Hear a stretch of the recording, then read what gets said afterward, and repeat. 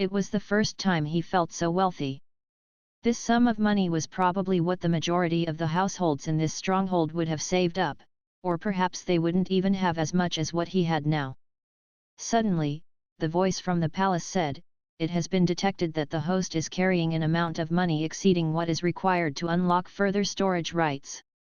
Confirm unlock." Ren Xiaosu froze. He had already unlocked storage rights once when he was in the Jing Mountains. At that time, he used 20,000 yuan in exchange for 1 cubic meter of storage space. Back then, Ren Xiaosu already knew more storage space could be unlocked. However, as he did not know how much it would cost to unlock the next tier of storage rights, he could only wait until the palace informed him the next time. Now it finally happened.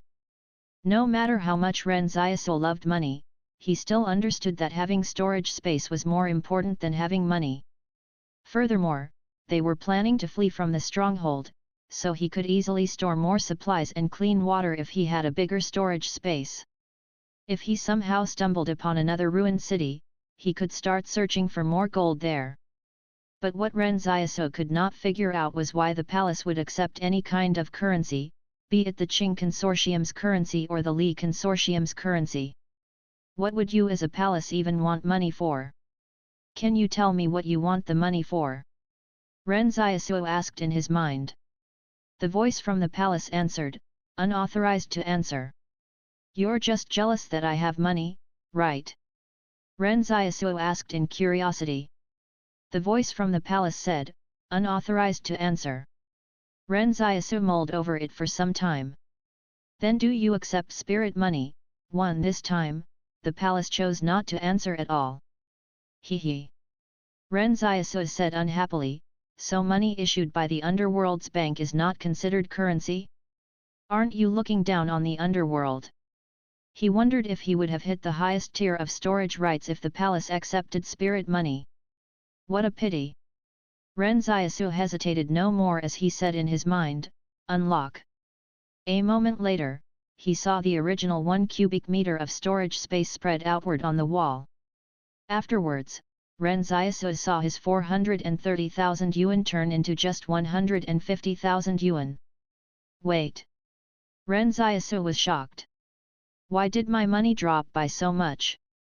He scrutinized the storage space and estimated it had expanded 15 times.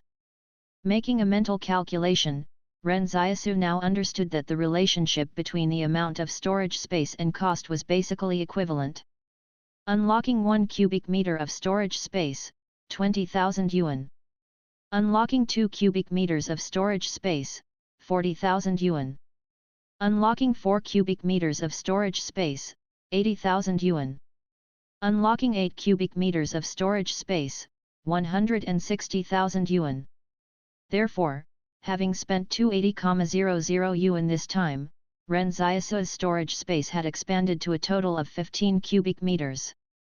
Ren Xiaosu smacked his lips in satisfaction. Not bad. As of now, he still had 150,000 yuan on him. Ren Xiaosu felt that if he only had to stock up on supplies for their escape, it would be more than enough. They were extremely prepared this time for the journey. If a person wanted to survive in the wilderness, what would they need? Ren Xiaosu went into a grocery store and bought several dozen bags of salt all at once. The remaining supplies of sugar, hardtack, and other items he bought were also countless. When the shop owner saw this, he was overjoyed to have such a big spender. The shop owner smiled and said, "Why are you buying so much salt, sugar, and food? Most people don't buy that many of these items." Ren Xiaosu glanced at him. "There's no harm in being prepared." The shop owner was amused.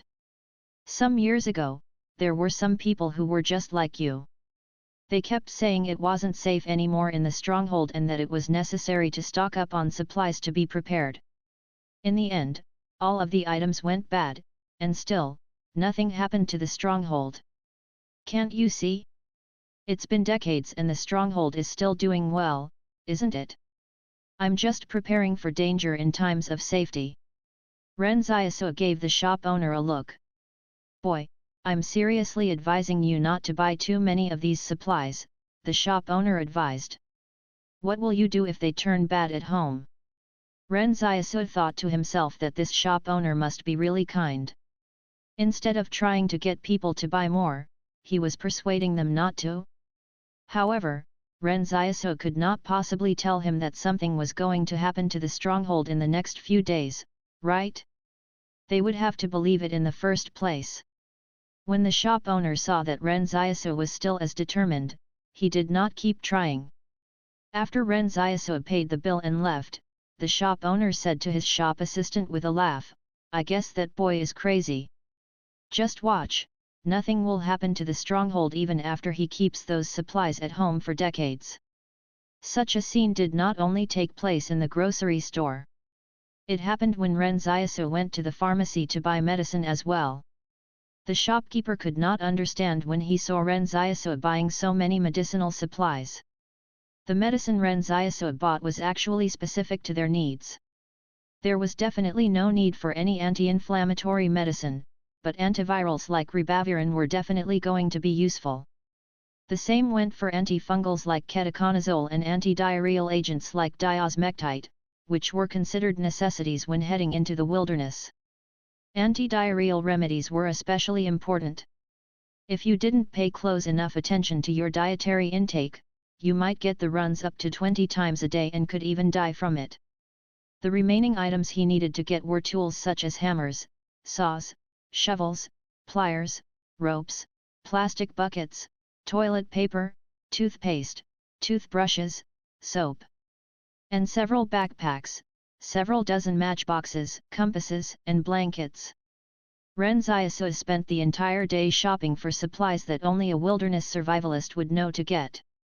If a person had never lived in the wilderness before, the only things they would think of bringing with them would be food, water, knives, and some other very general items.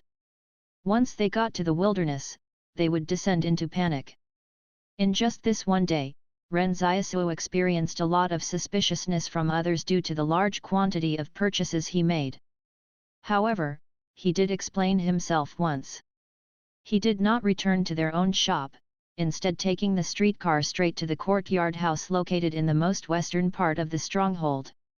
Yan Liuyuan and the others were already waiting there. While taking the streetcar, he even overheard a young man talking about a small music festival that would be taking place in a few days. According to him, a certain Prince Charming and a certain goddess would be coming to perform. Someone else was gossiping about celebrities in whispers. They were talking about a female celebrity named Cicada and how she liked cooking, and how another female celebrity named Fang Yujing used to study Chinese medicine. As the streetcar trundled down the track toward the sunset, yellow light pillars on the horizon projected into the sky and through the gaps in the clouds and back down. Ren Xiaosu suddenly started feeling somewhat out of place when he heard words like music festival and the likes. The bustle and peace that was taking place was about to get destroyed before his eyes. Ren Xiaosu wasn't someone who passed his days without an awareness of his surroundings. He knew the experimentals were coming, and he knew the various major powers that had gathered here would be declaring war on the Li Consortium within the next 3 days. So he made preparations. The entire stronghold might plunge into an abyss of misery at that time, but Ren Xiaosu was confident he would have an advantage over others. But thinking about how so many people would die, Ren Xiaosu realized this was probably not something to be happy about. After all, this era was already tinted with the color of sorrow. When he arrived at the rented courtyard house, Ren Xiaosu froze, because Zhongwu was also here. Yan Liuyuan whispered to Ren Xiaosu, "I brought Ms. Zhongwu here.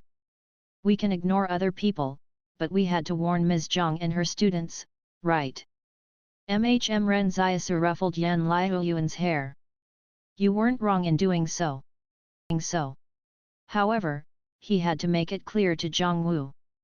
"Ms. Zhang, I'm afraid that the stronghold is no longer a safe place. We rented a courtyard house here to facilitate our escape." Zhongwu tucked her hair behind her ear and said gently, I understand. Don't you have any questions for me?" Ren Xiaosu was curious. Like what kind of danger is coming, and why it's so important that we have to escape. Zhang Wu smiled and said, "You must have your reasons for doing so.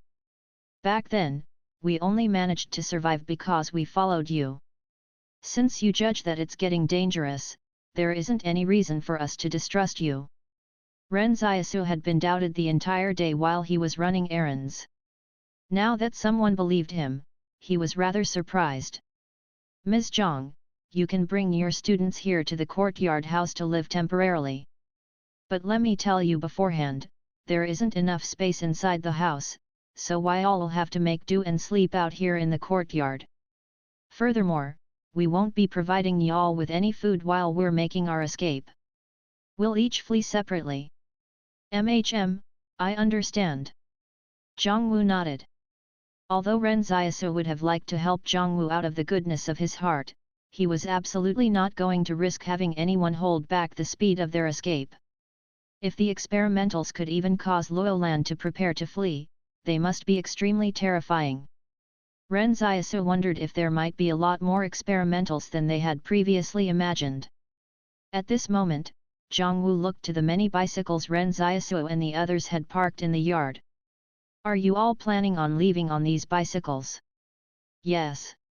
Ren Xiaosu nodded and said, "It's so we'll be faster when it's time for us to go. Y'all might not be able to keep up with us. In this stronghold, bicycles cost at least several thousand yuan each. Anything made of metal these days was considered a luxury."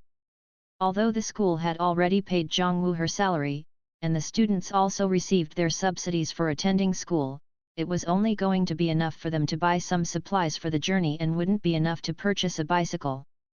Zhang Wu hesitated for a long while. She had wanted to borrow some money but couldn't bear to ask no matter how she thought about it. After all, what reason did she have that would make Ren Xiaosu want to lend her the money to buy bicycles? Ren Xiaosu inadvertently mentioned, "Actually, there's a bicycle shop just a few dozen meters down from where we are. You can always go and look for the owner to borrow his bicycles when trouble breaks out in the stronghold." Yan Liuyuan was taken aback. "Bro, are you sure you meant to say borrow? Do you even intend to return them?" Ren Xiaosu did not reply. He knew this was wrong. Zhang Wu shook her head. "That wouldn't set a good example to the students." Ren Xiaosu did not say anything. He thought there was nothing wrong with Zhang Wu having such a sense of justice. After all, didn't Ren Xiaosu help her previously because she had this glow to her? But since this was the case, there was really nothing that Ren Xiaosu could do about it. Zhang Wu said, "But I know there's a place in the stronghold where we can rent bicycles from. It costs 90 yuan a month to rent one, and all we have to do is to submit our ID cards and 300 yuan as an initial deposit. I can just rent the bicycles for now." 300 yuan was definitely not enough to cover the cost of a bicycle, but with the renter's ID card withheld, there wouldn't be any fear they would run off with the bicycles. After all, the stronghold was locked down at all times, so there wouldn't be a chance for anyone to escape. And Zhang Wu's students had received 600 yuan each for their education subsidy, so that would leave them with enough money to buy supplies for their escape after renting a bicycle. Besides, their stronghold 109 ID cards were going to be useless soon. However, Ren Xiaosu asked out of curiosity, "What's the difference between borrowing and renting the bicycles if that's the case? We all know that those bicycles won't be returned anyway." Zhang Wu said softly, "Surely we should at least compensate the shop a little, right?" Ren Xiaosu was still curious, "But that will also set a bad example to the students, won't it?" Zhang Wu suddenly said determinedly, "Then I'll just not tell them." Yan Liuyuan and Wang Fugui were speechless. Ren Xiaosu looked at Zhang Wu and wondered whether she was sincere or hypocritical. When this female teacher spoke, Ren Xiaosu could see the internal struggle she was going through. Zhang Wu was someone who practiced what she preached. Back when they were escaping to Stronghold 109, her students would not have survived if she hadn't been so hell-bent on saving them. But right now, Zhang Wu was bending her principles just so she could let her students gain a tool to facilitate their escape. She couldn't tell this to them, so she decided to bear the burden of the sin herself. She wanted her students to keep the correct fundamental values in life. Ren Xiaosu found it very difficult to judge whether this behavior was mean or admirable, but he wasn't qualified to do so. Then a crisp laugh cut through the air. Isn't it just 20 or so bicycles? The saboteurs are admirers of Ms. Zhang as a person, so we've decided that we'll be sponsoring you guys with those bicycles.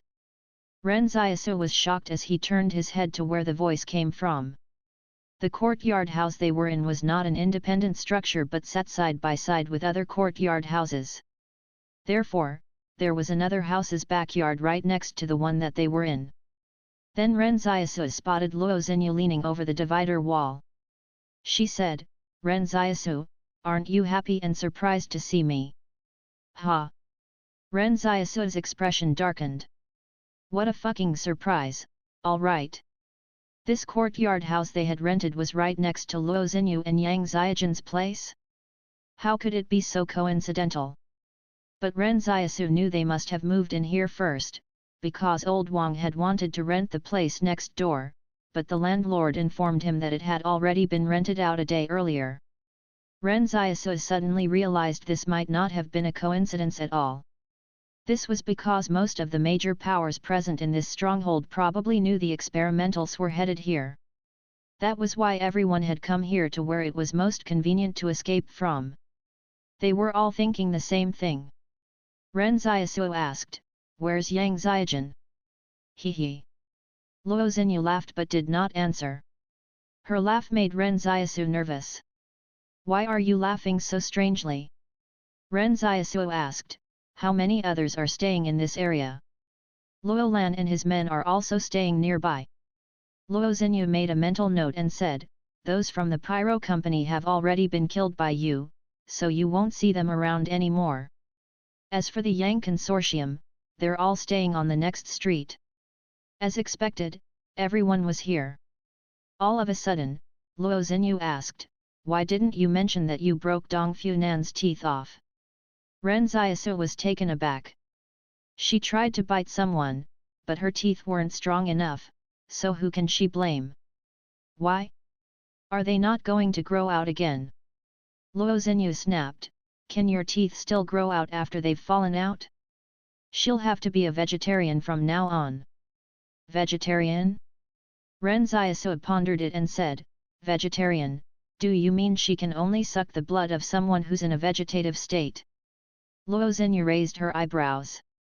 "The fuck you mean by someone who's in a vegetative state? What I mean is, she can only consume blood that's been transfused out and not by biting someone." Oh! Ren Xiaosu really did not feel bad about it. He chuckled. "If that's how it is, she can even try out different flavors of blood by consuming cow's blood or pig's blood. If she consumes pig's blood, maybe she'll grow as strong as a pig." In fact, Luo Xinyu did not have much sympathy for Dong Funan before this. After all, Dong Funan was not exactly a good person to begin with. But with Ren Xiaosu saying that, she began to pity her a little. Ren Xiaosu had thought Yang Xiaojin would return at night, but she was still nowhere to be seen even after it turned dark. Rather, it was Luo Xinyu who went out. He felt that something was wrong. This must surely be a sign that trouble was about to begin. Soon after, someone sent over the bicycles Luo Xinyu had promised them. Then Ren Xiaosu went out as well after informing the family about it. He suspected the various powers might start taking action against the Li Consortium tonight. While Ren Xiaosu was heading out, he thought about where the action would take place if it was really going to happen. At the university? Before it turned completely dark, he hurried off to where the university was. Someone had once described the university to Ren Xiaosu as a park with lots of greenery where the students could live and take strolls in. The university was like a utopia that felt peaceful and tranquil to be in. But when Ren Xiaosu saw the university with his own eyes, he felt he had been deceived. He saw protruding anti-armor barricades set up outside the college's entrance, and countless bunkers and fortifications were being constructed on the campus grounds as well. The Li Consortium's combat troops were patrolling on the inside, and all of them were constantly looking warily around their surroundings with stern expressions. How was this like a park? This was clearly more like a military base. It was no wonder the Li Consortium did not bother with the antics Luolan had kicked up. So it was because all of their troops stationed in Stronghold 109 were concentrated here. Just how important were research results that the Li Consortium wanted to protect them this much? This university's campus was not located in a secluded place at all.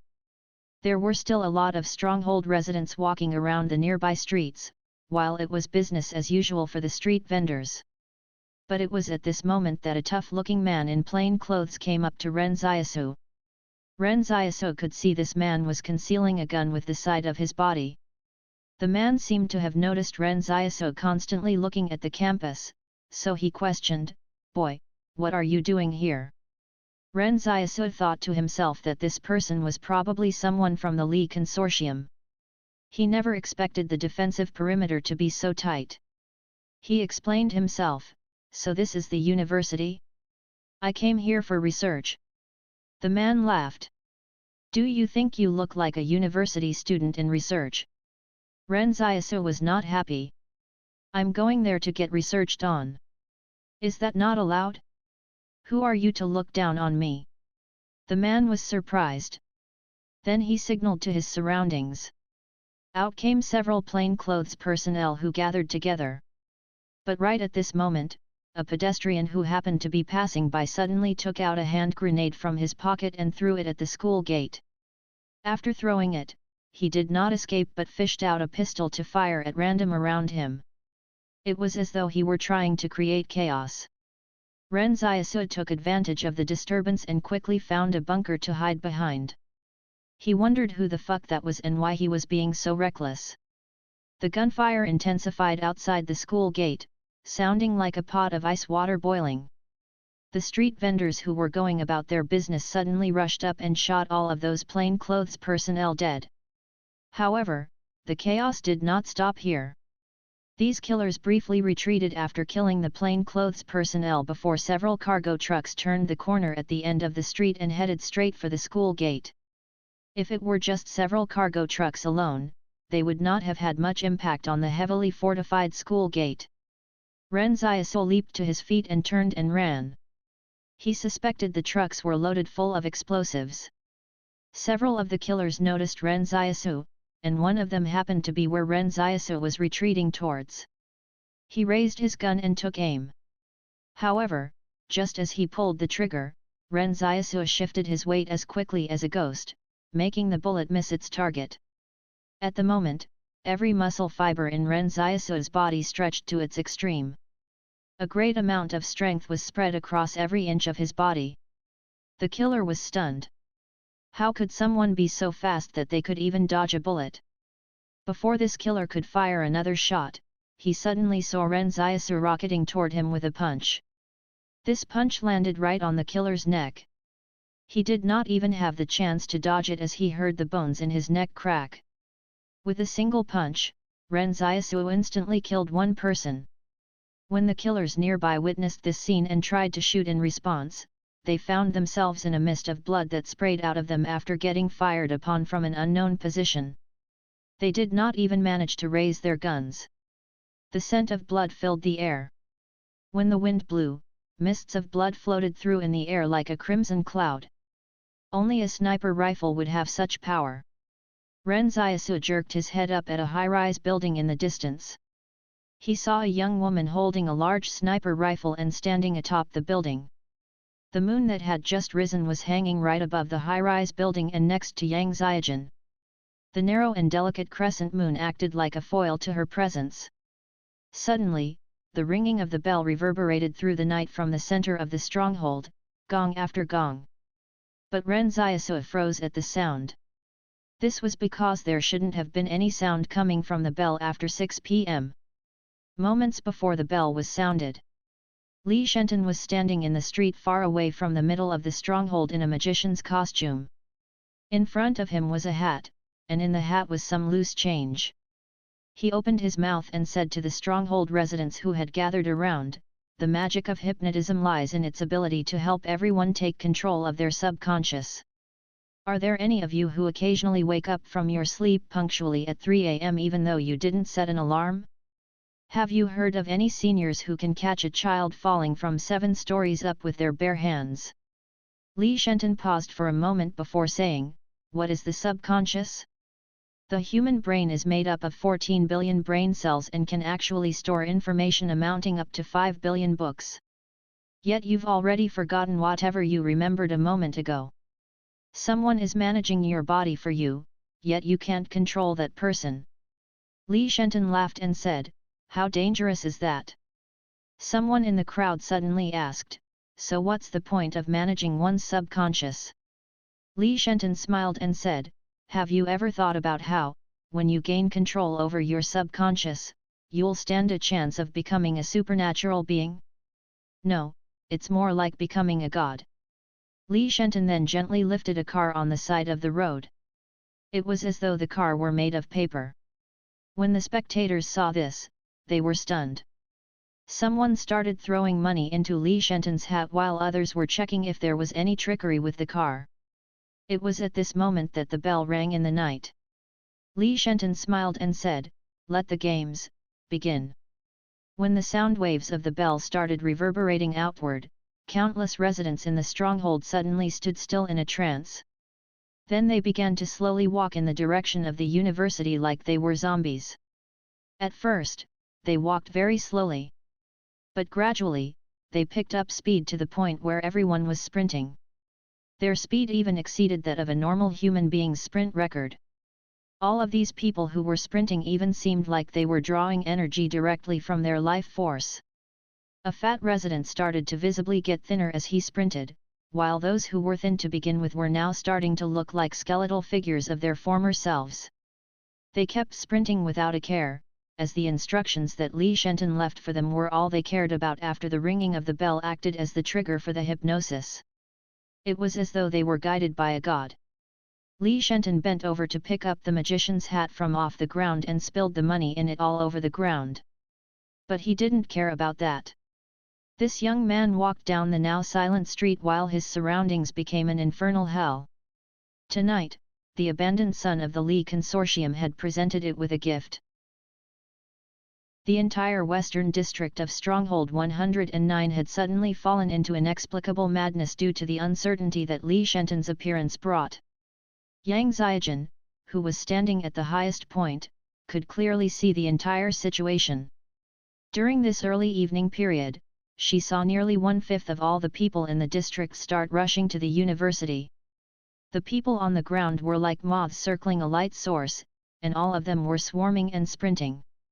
It was as though they were a group of uncontrolled, wild beasts.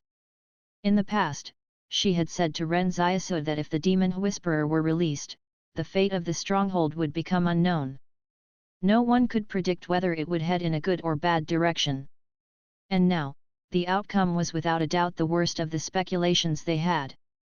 In fact, many people could not imagine that the enemy could create such widespread chaos single-handedly. This was the age where supernatural beings would rise, but many of the organizations were still ignoring the changes that supernatural beings could bring to the era. On the other hand, Li Shenton took practical action to inform the major powers on all sides just how shockingly destructive supernatural beings could be. Powerful individuals were gradually transcending the strength that groups of people had. The people in the crowd ran even faster when they got closer to the university. Some of those whose physical fitness was worse fell to the ground when their bodies could no longer take the stress. But the others behind them continued rushing forward as though they did not see the others drop to the ground before them. At the university, the Li Consortium's combat troops who were in charge of defending the place were stunned by the sight. It wasn't that their mental fortitude was weak, but that they had never imagined they would witness such a hellish scene here on Earth. The commanding officer of the defensive forces was the first to react. He immediately issued a preliminary warning that they would fire at the crowd if they got any nearer. As someone from the Li Consortium, he subconsciously chose to give a warning first instead of shooting to kill. This was because the people running amok were all residents of the Li Consortium's stronghold. If they were to mercilessly fire into them, he could end up getting severely blamed and criticized. At that time, when the Lee Consortium faced the wrath of the residents, he would definitely be singled out and made the scapegoat for giving the order to shoot at them. But more importantly, he thought that if he gave a warning before opening fire, the people would stop in their tracks in fear of their weapons. Alas, he couldn't be more wrong. The mindless residents had absolutely no sense of fear, having lost all control of themselves. The essence of hypnotism was to let those who were hypnotized completely surrender their consciousness. It was precisely because of this officer's wrong call that the Lee Consortium's combat troops lost their best opportunity. Actually, there wasn't anything wrong with this officer's decision. He was faced with a terrifying opponent he had never encountered before. By the time they realized the warning had served no purpose and got ready to fire at the residents, the lunatics were only a few dozen meters away from the university's entrance. "We can't wait any longer. Shoot to kill." Intense gunfire rang out as the soldiers from the Lee Consortium pulled their triggers in fear. But after killing the first wave of cannon fodder, those behind them stepped over the bodies of the fallen and rushed forward. They kept coming wave after wave without any fear. In just one short minute, the seemingly heavy fortifications at the entrance of the university had been broken through. The rush of people flowing in swept aside the entire defensive line that had looked impenetrable at first glance and tore it to pieces.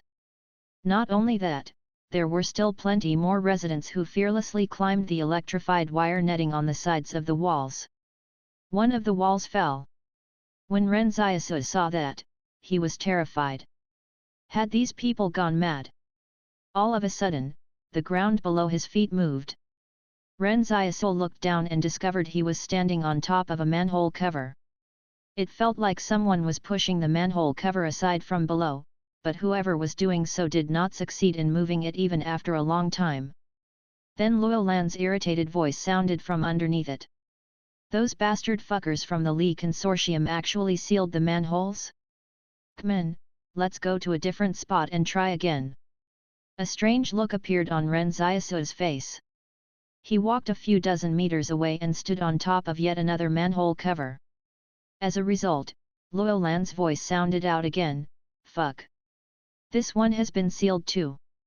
But before Ren Xiaosu could feel amused, he heard Fatty Luo shout below, "Fucking blast this manhole cover apart." This time, Ren Xiaosu hurriedly said, "Come on up." "There's no need to blow up anything." After Ren Xiaosu stepped aside, the manhole cover quickly opened a little. Luo Lan's eyes locked onto Ren Xiaosu's eyes through the small seam that had opened up. "So it's you, kid," Luo Lan snapped as he climbed out from below.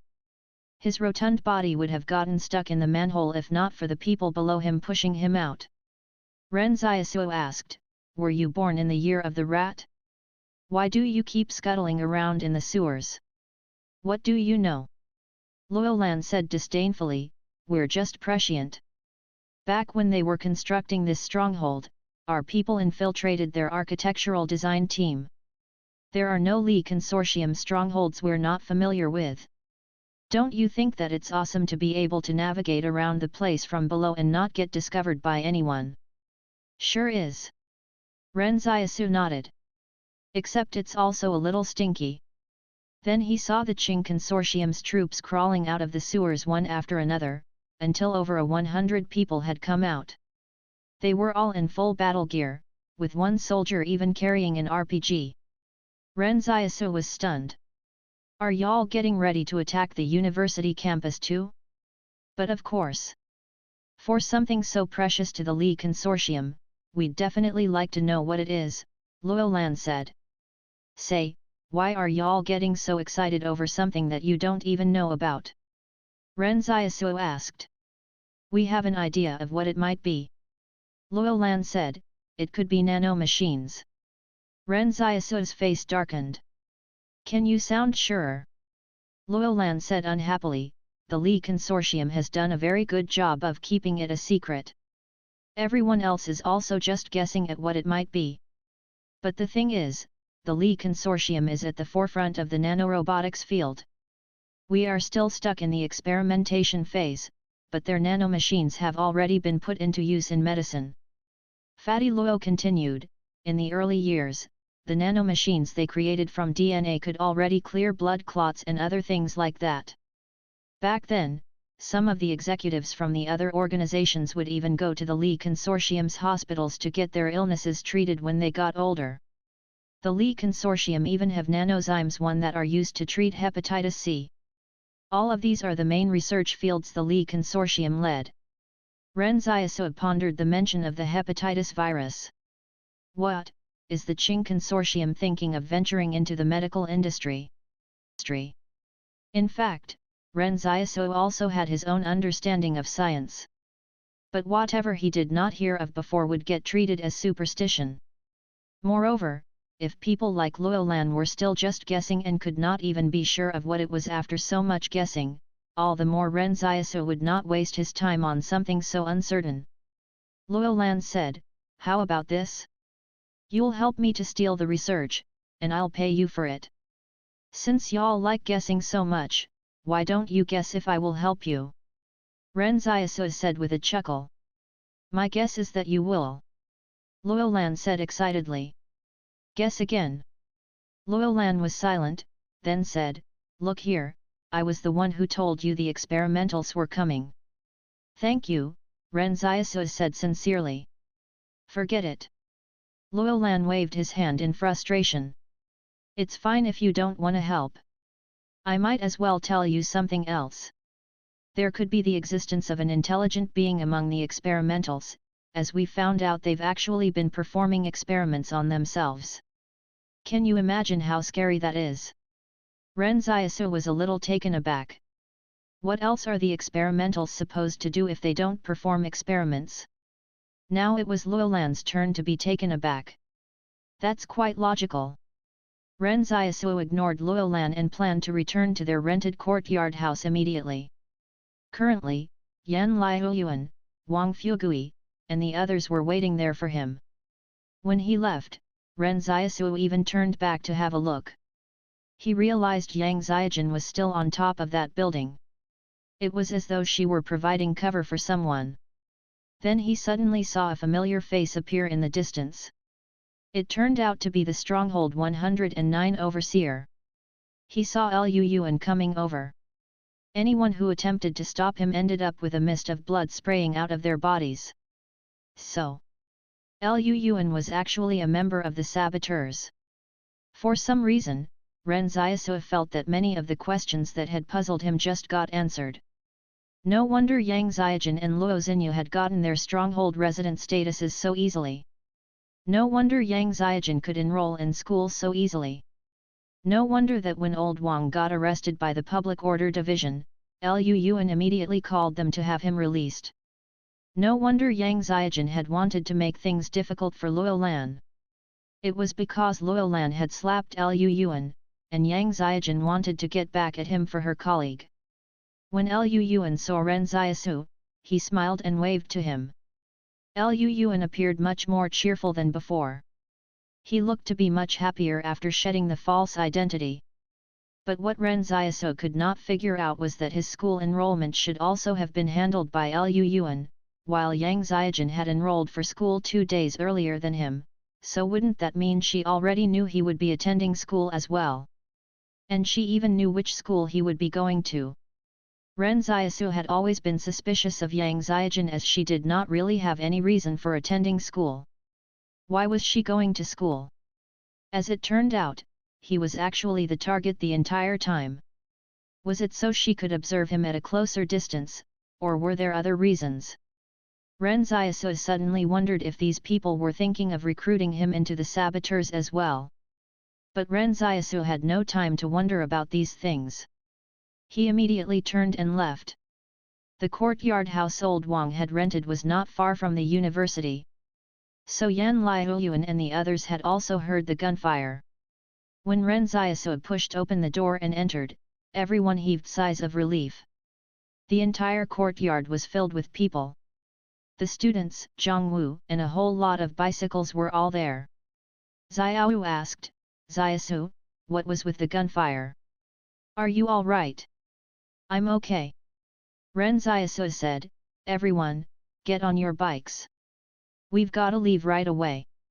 No matter what was about to happen in this stronghold, Ren Xiaosu's top priority would to lead everyone to safety, not to try to get his hands on something. With so many lives at stake, Ren Xiaosu could not be selfish. When the group saw Ren Xiaosu rushing out the door, everyone wore their backpacks that were filled with their personal supplies. After everyone got on their bicycles, Yan Liuyuan hesitated before asking, "Bro, why are you carrying your bike?" Ren Xiaosu snapped, "I'm afraid that I'll damage the bike." "Enough nonsense, hurry to the stronghold's gate." Li Shenton was walking the streets of the Western District. The people in the other districts were likely still unaware of what had happened here. The little girl whose name was Si Loren suddenly floated over from behind him. Neither of her feet were touching the ground. "I was afraid the bell wasn't loud enough, so I struck it a few more times," the little girl said with a smile. "Well done." Li Shenton smiled dotingly and said, "That should be enough of a surprise for the Li Consortium's people." "But why did we do that?" Si Loren asked curiously. Li Shenton stood still and looked at both sides of the street. It all looked familiar yet strange to him. He said, "My mother married into the Li Consortium a long time ago to counteract my ill father's bad luck. At the beginning, his sickness did improve. But it didn't last long before he passed away a few years later. My mother brought me up in the Li Consortium. When she fell in love with a young teacher later on and wanted to marry him," Li Shenton sighed. "Actually, all that is human nature. However, the Li Consortium believes that any woman who married into the Li Consortium belongs to the organization for life. If my mother married someone else, they would see it as disgracing the Li Consortium." Si Loren quietly listened. "What happened afterwards?" "Afterwards?" Li Shenton thought for a moment before saying, "Afterwards, the Li Consortium dragged her out of the stronghold on this very street we're treading on and buried her alive.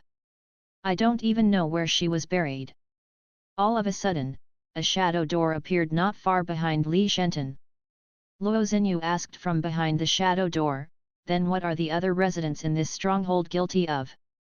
Li Shenton looked at the shadow door and said with a laugh, "Why are you hiding behind the door? Aren't you gonna come out and say hi to your friend?" Luo Xinyu snapped, "I know you can hypnotize people with just a look, so don't try that with me. You still haven't answered the question I posed to you." Li Shenton laughed and said, "On that day, I cowardly hid on the side of the street and watched as the vehicle escorting my mother passed by. On that day, the entire population of the Western District came to watch. There were people who made fun of her and jeered at her, but none stepped forward to plead for her life. Therefore, they're all guilty." After that, Li Shenton went crazy and was sent to the psychiatric hospital. While in the psychiatric hospital, he briefly lost his identity before becoming a legendary demon whisperer. It was as if he had become the representative of the underworld on Earth. It was no wonder no one could find out the identity of Li Shenton. It seemed like the Li Consortium had also thought of him as a disgrace and decided to erase all traces of mother and son. The saboteurs, the Qing Consortium, the Yang Consortium, or the Pyro Company? Li Shenton questioned, "Which of you are qualified to throw stones at me?" Luo Xinyu stayed silent. "We're all sinners," Li Shenton lamented. "Since you've already gotten your revenge, isn't it time to reel it in?" Luo Xinyu said, "You have to trust that even though justice may be delayed, it won't be denied." Li Shenton reacted like he had heard a hilarious joke. "That isn't the original version of the saying. The original goes like this: justice delayed is justice denied." Luo Xinyu suddenly asked, "What do you think is the essence behind turning supernatural? Isn't it already summed up in the mission statement of your saboteurs organization?" Li Shenton chuckled. "When a disaster comes, mental strength becomes the best weapon humanity has in the face of danger. But my understanding of mental strength is based on furthering the development of the brain." Luo Xinyu calmly said, but studies about furthering the development of the brain have been refuted since before the cataclysm. Anything that hasn't been rigorously argued over can only be taken as rumors. Even now, humanity still hasn't fully discovered which part of the brain corresponds with the human emotion, so how dare they say they've completely understood it? Li Shenton said in seriousness, but I still can't be sure if supernatural beings have unlocked a new area in their brains or whether they've just achieved an increase of their brain's potential to a 100%. I guess it's better to just call it something like mental strength for now. Then according to your logic, Luo Xinyu said, does it mean that the more powerful a supernatural being is, the closer they are to destroying themselves? Theoretically, yes. Li Shenton said, the moment the brain's potential reaches a 100% capability, humanity might evolve a will that's equivalent to that of a god. Their bodies could also disintegrate as a result of not being able to handle this extremely vast will. This might even start happening once the brain reaches 70% capability. Li Shenton was suddenly reminded of a youth he knew and seemed a little unsure as he said, but I think there are also exceptions to that. So whatever we're discussing right now is pointless. It's only when humans evolve to that level that we'll know the answer. Li Shenton then ignored Luo Xinyu. He continued walking with Si Loren towards the university to see for himself the destruction of Stronghold 109's Li Consortium troops. Luo Xinyu did not bother questioning him any further as she had something more important to handle. Time was running out. Even for an organization as powerful and well-connected as the Saboteurs, they couldn't gain access to all the secrets of this world. Whatever had been discussed here today, Luo Xinyu would have to write up a report detailing every single word that was said so the others in the organization could readjust their research direction. But at this moment, the other districts of the stronghold that had been peaceful burst into an uproar. It was as though something extremely alarming had happened. Those who were in the know shuddered in their hearts as they knew the experimentals must have arrived in advance. Luo Xinyu ignored this and just stood outside the university. She closed the shadow door she had opened up next to Li Shenton. When she opened the shadow door again, she walked right through it. Step by step, she went from where she was to an enclosed research laboratory that looked very technologically advanced. Luo Xinyu examined her environment. Whatever she was looking for was in here. Luo Xinyu held a gun in her hand and kept her guard up in case any security personnel inside the lab became a threat. However, no one seemed to be in the lab anymore. It looked like everyone might have already escaped due to the unrest that was happening outside. The entire lab was empty. At this moment, she noticed a portable hard drive that was locked inside a bulletproof glass case. Luo Xinyu raised her gun and fired continuously at the glass to break it open. She then got ready to take the hard drive out and leave through the shadow door. But a second later, the lab ceiling lit up brightly. The entire interior of the lab turned bright as day. There were no blind spots where the light could not reach. Luo Xinyu attempted to open the shadow door to leave, but it could not be formed in this place where no shadows could be cast. The shadow door she tried to conjure up materialized as a dull shadow that quickly dissipated after swaying a couple times. This lab was actually fitted with anti-theft measures specific to her ability. Luo Xinyu frowned as she decided to go and open the lab's door instead.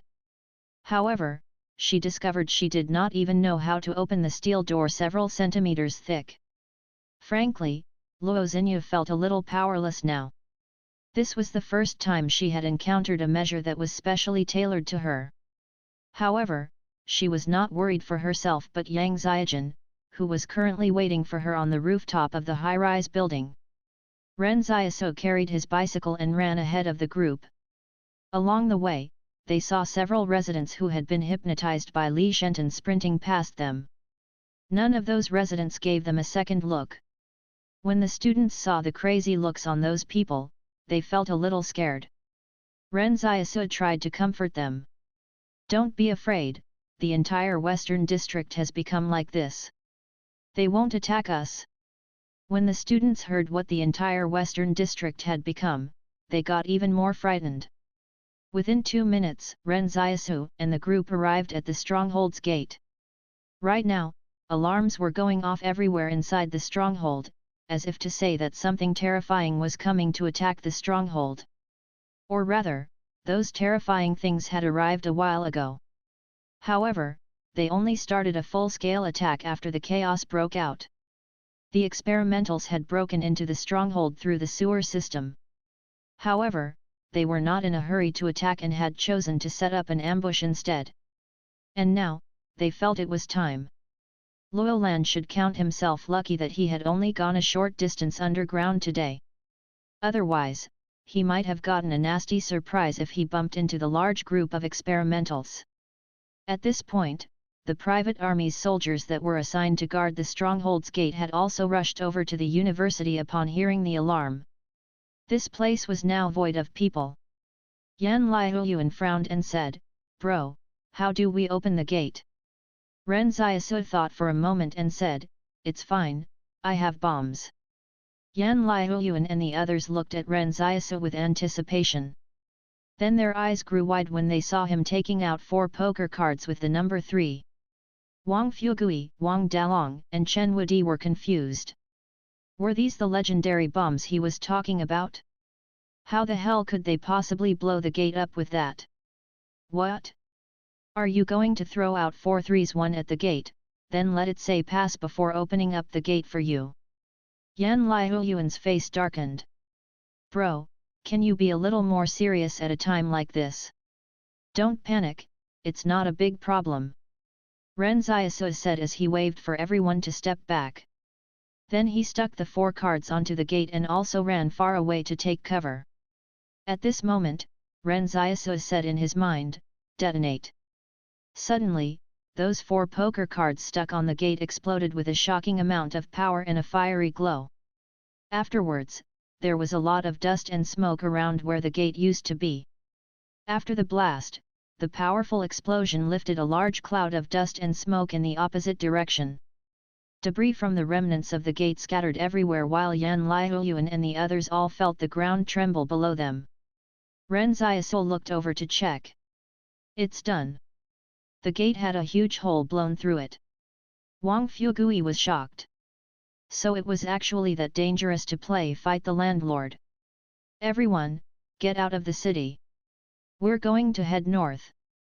Ren Xiaosu was planning on leading the way. As for whatever was happening in the stronghold, it really had nothing to do with him anymore. But when he turned around to have another look at the stronghold, he saw Yang Xiaojun standing on top of that building far off in the distance. There were over a dozen experimentals crawling up towards her like spiders. Ren Xiaosu froze for a moment. Why hadn't Luo Xinyu gone to fetch Yang Xiaojun yet? This wasn't how he had imagined it would be. Based on past experience, Yang Xiaojun and Luo Xinyu should have made the most comfortable retreat of all. But as it stood, Yang Xiaojun was still 10 stories high on that building's rooftop. She was a lone boat in the dark ocean. She could capsize at any moment. Ren Xiaosu only hesitated for a moment before he turned to Wang Fugui and the others and said, "You guys, leave first. I need to make a trip back to the stronghold. Chen Wudi, make sure you protect everyone." Wang Fugui panicked. "Xiaosu, no one's gonna survive in that stronghold." Ren Xiaosu looked at them and said firmly, "Head north, and don't turn back. I'll catch up to y'all." Ren Xiaosu then turned around and headed back to the city that had now turned into a hell. In fact, Ren Xiaosu was unsure why he had chosen to turn around. Perhaps it was because of the familiarity of facing those wild beasts that led him wanting to be among them again. Or perhaps it was because he liked the night sky in this city that he wanted to take in more of the scenery here. Or even perhaps he had forgotten to grab his wallet. Well, all right. Ren Xiaosu knew all those were poor excuses for turning back. Perhaps it was only because he didn't want that girl to die here. Ren Xiaosu started running faster and faster, with his clothes flapping loudly in the wind. He was a male lion on the hunt. He looked at the top of the high-rise building, while the girl at the top also seemed to quietly look back at him. The chaotic gunfire around him and the experimentals that were choosing who to eat, all of those things made this world feel a little absurd right now. The dark sky even felt like it was about to split apart in the middle. But none of that was important. Wait for me. Though, Wang Fugui felt he had made the wisest decision of his life when he chose to bring Wang Dalong with him and follow Ren Xiaosu in their escape. If it weren't for that, he would probably have perished in another disaster even if he were fortunate enough to survive the one that happened at Stronghold 113. The world today was simply too dangerous a place. The past couple days, Ren Xiaosu and Wang Fugui had both been doubted countless of times by the stores they bought their escape supplies from. It even caused Wang Fugui to sometimes feel that if it weren't an earthquake or some other natural disasters occurring, no harm would befall the stronghold. But as the facts had proven, Ren Xiaosu was correct after all. At this moment, Yan Liuyuan could only watch helplessly as Ren Xiaosu headed back in. Xiao sighed and said, "Liuyuan, are you worried about your brother?" Everyone knew how close these two brothers were, so it was only natural that Yan Liuyuan would be worried about Ren Xiaosu. However, Yan Liuyuan shook his head and said, "No, I'm just thinking if I should go over to remind him that he's still carrying his bike around." Xiao was surprised. It was only at this moment that everyone realized in shock that Ren Xiaosu still was carrying his bicycle with him when he turned back to the stronghold. But the earlier situation was simply too pressing, and with Ren Xiaosu's shocking decision to head back into the stronghold, they couldn't get a handle on the situation. Wang Fugui felt that the mighty presence and image Ren Xiaosu had built up in their minds had all but poofed. Yan Liuyuan got onto his bicycle and said, "Let's go. My brother naturally knows what he's doing if he dares to go back in there. We'll head north." Chen Wudi looked at the stronghold and said in a sad voice, "Master will probably elope with the ruler of Womanland 1 now. How can we go and seek the Buddhist scriptures from the Western paradise?" Yan Liuyuan consoled, "Don't worry, we'll just bring the ruler of Womanland with us." Chen Wudi mulled over this for a long time before saying reluctantly, "Well, all right." The high-rise building Yang Xiaojin was on was only about a kilometer away from the stronghold's gate. Ren Xiaosu glanced at the building, then sighed as he put the bicycle down by the road. How careless of him to have forgotten to hand it to Yan Liuyuan for safekeeping first. The 15 cubic meters of storage space he had was already stuffed full of supplies. Actually, he could just take some of the supplies out and put the bicycle in, but there was no time to fiddle around with it now. Suddenly, Ren Xiaosu saw many people in front of him fleeing toward the stronghold gate near him. Behind them, several experimentals were frantically chasing after them. The experimentals were so terrifying that the stronghold residents cried with fear. Some people even lost their shoes as they ran, while others were fleeing wearing only a thin pair of pajamas. From the looks of it, they must have run straight out of their homes. These stronghold residents who had recently been talking about music festivals and fashion trends finally understood just what the world outside the stronghold was like.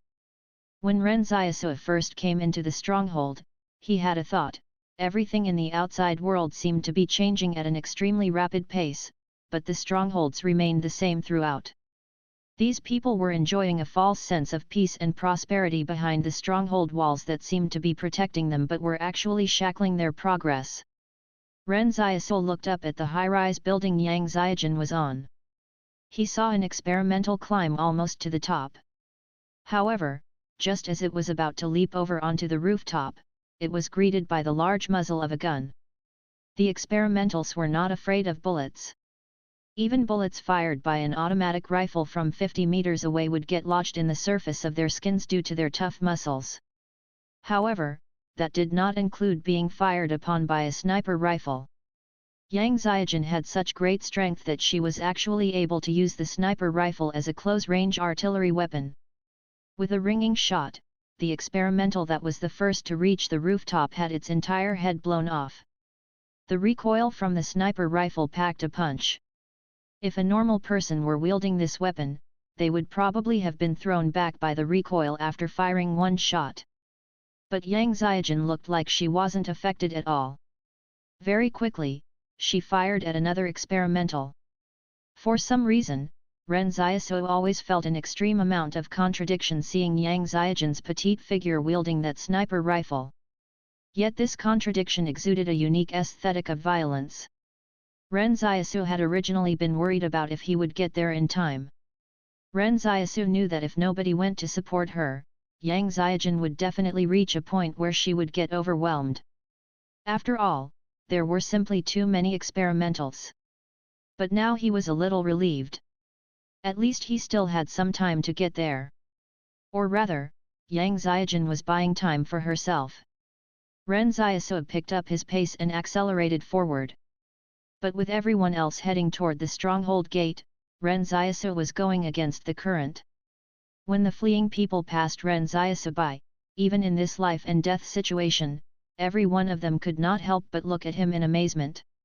How could someone be going in the opposite direction, towards the experimentals?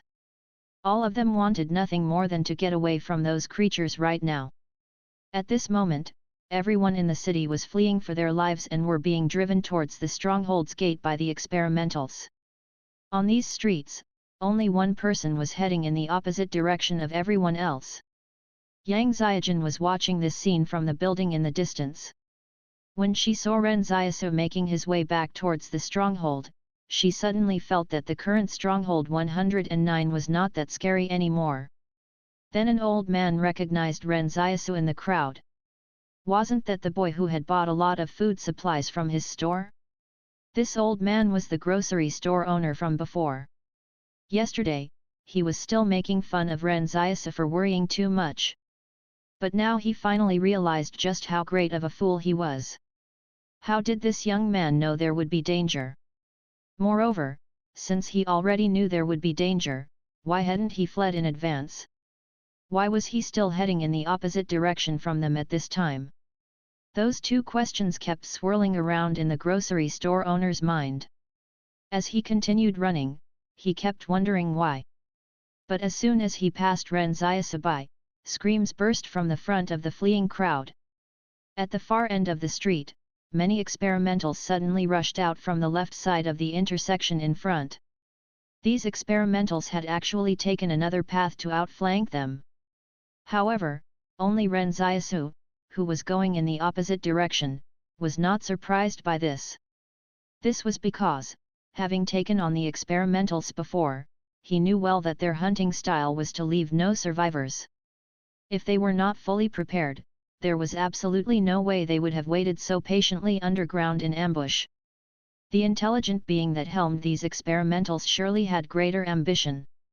Footnotes: Ch 182 Footnote 1 The Tang priest and his three disciples, Monkey, Pigsy and Sandy, journey through Womanland on their way to India to obtain Buddhist scriptures. In Womanland, the priest is horrified when the queen decides she will marry him and make him king of Womanland and father to future kings. Monkey has a plan to extricate the travelers, but things start to go wrong when the priest is carried off in a whirlwind by an unknown woman. https://books.google.com/the_womanland_of_western_all yang.html ID equals avexaakaoyan source equals kp_book_description and reader_esc equals y. But before they could even get in front of Ren Xiaosu had already pulled a saber out of thin air. Even at this moment, Ren Xiaosu did not stop moving. He ran even faster, leading with shoulder forward, brushing past the experimental that had pounced at him. Ren Xiaosu gripped the handle of the extremely sharp saber firmly as he felt it going through the experimental's body. Its grey skin was sliced open by the blade. The muscle fibers within the grey skin ruptured thread by thread. Following, the bones were cleanly cut through. Finally, the grey body was split in two as large amounts of pale yellow blood spurted out of it. All of a sudden, the crowd that was fleeing toward the stronghold's gate was blocked off by some experimentals up ahead. Everyone instinctively turned around and ran back to where they came. Turning around didn't mean they would survive, but they did not know what else they could do. The despairing crowd had lost all sense by now. They had not received any evacuation training, nor faced the wilderness before. As such, Even if they had a strong desire to live, their survival instinct was unable to guide them on where to go. The instant they turned around, they saw the sight of an experimental getting sliced in half. The black saber, the youth who was bursting with strength and power, and the experimental that looked so vulnerable in the face of the blade.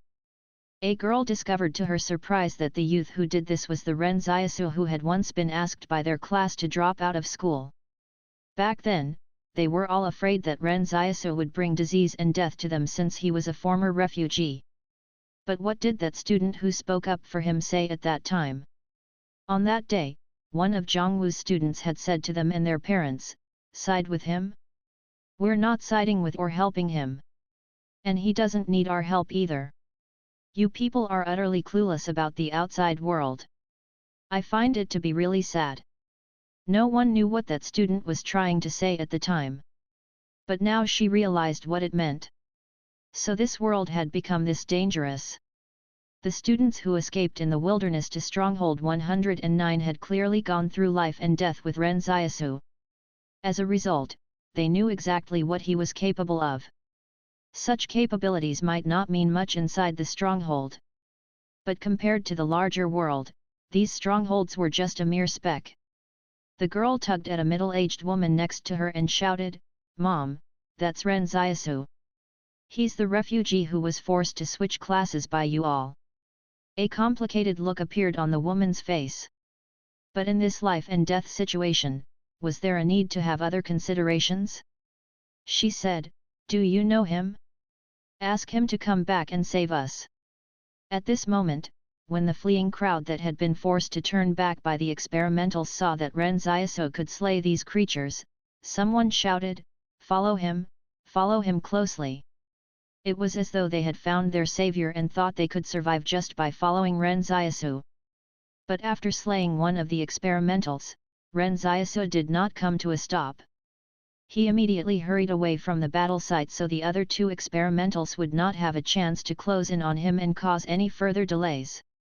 His objective was to save someone, not stay behind to kill these experimentals.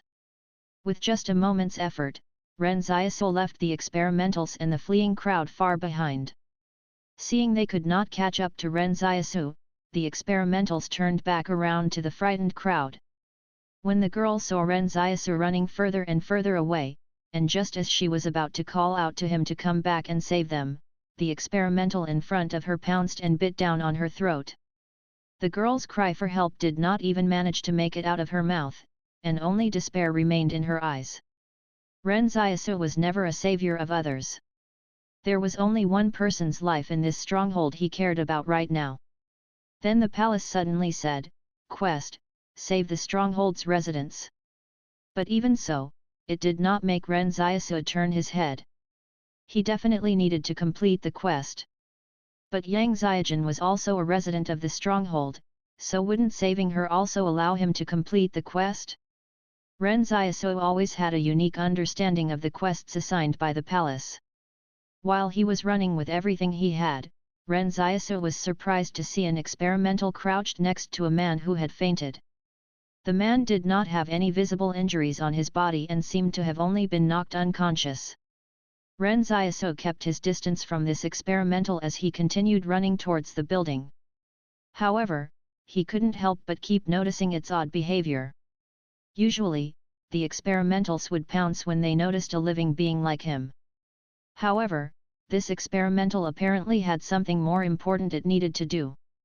The experimental suddenly opened its mouth wide and stuck out its tongue. Ren Xiaosu thought it was going to lick its food before devouring it.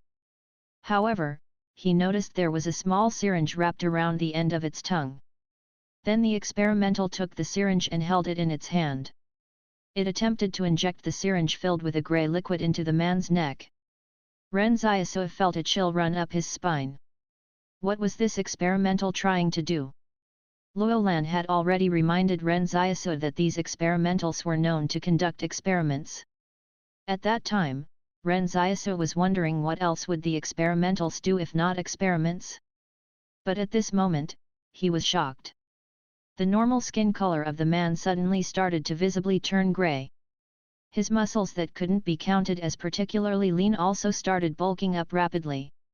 In the past, Ren Xiaosu thought the experimental's goal was to slaughter all living things. But right now, he realized they were not actually looking to kill everyone.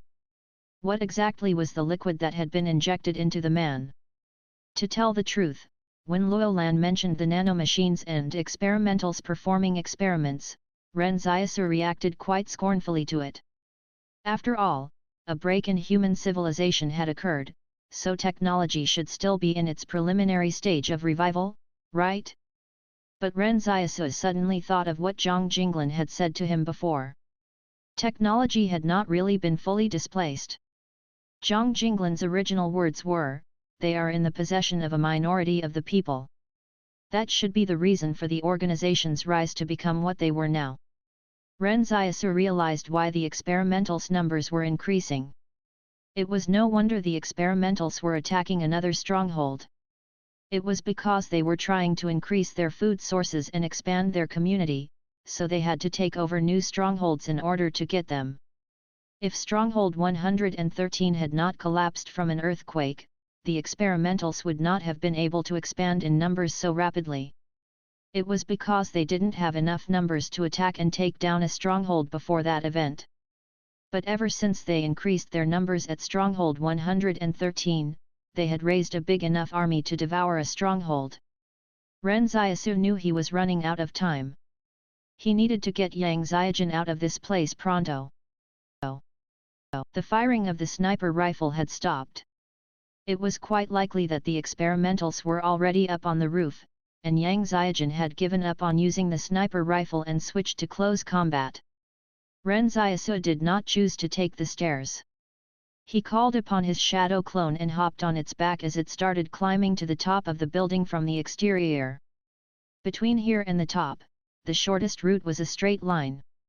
If he took the stairs up, Yang Xiaojun would probably already be dead by the time he got up there. Ren Xiaosu felt some regret. If he had completely copied Luo Xinyu's power, would he have to spend so much effort now?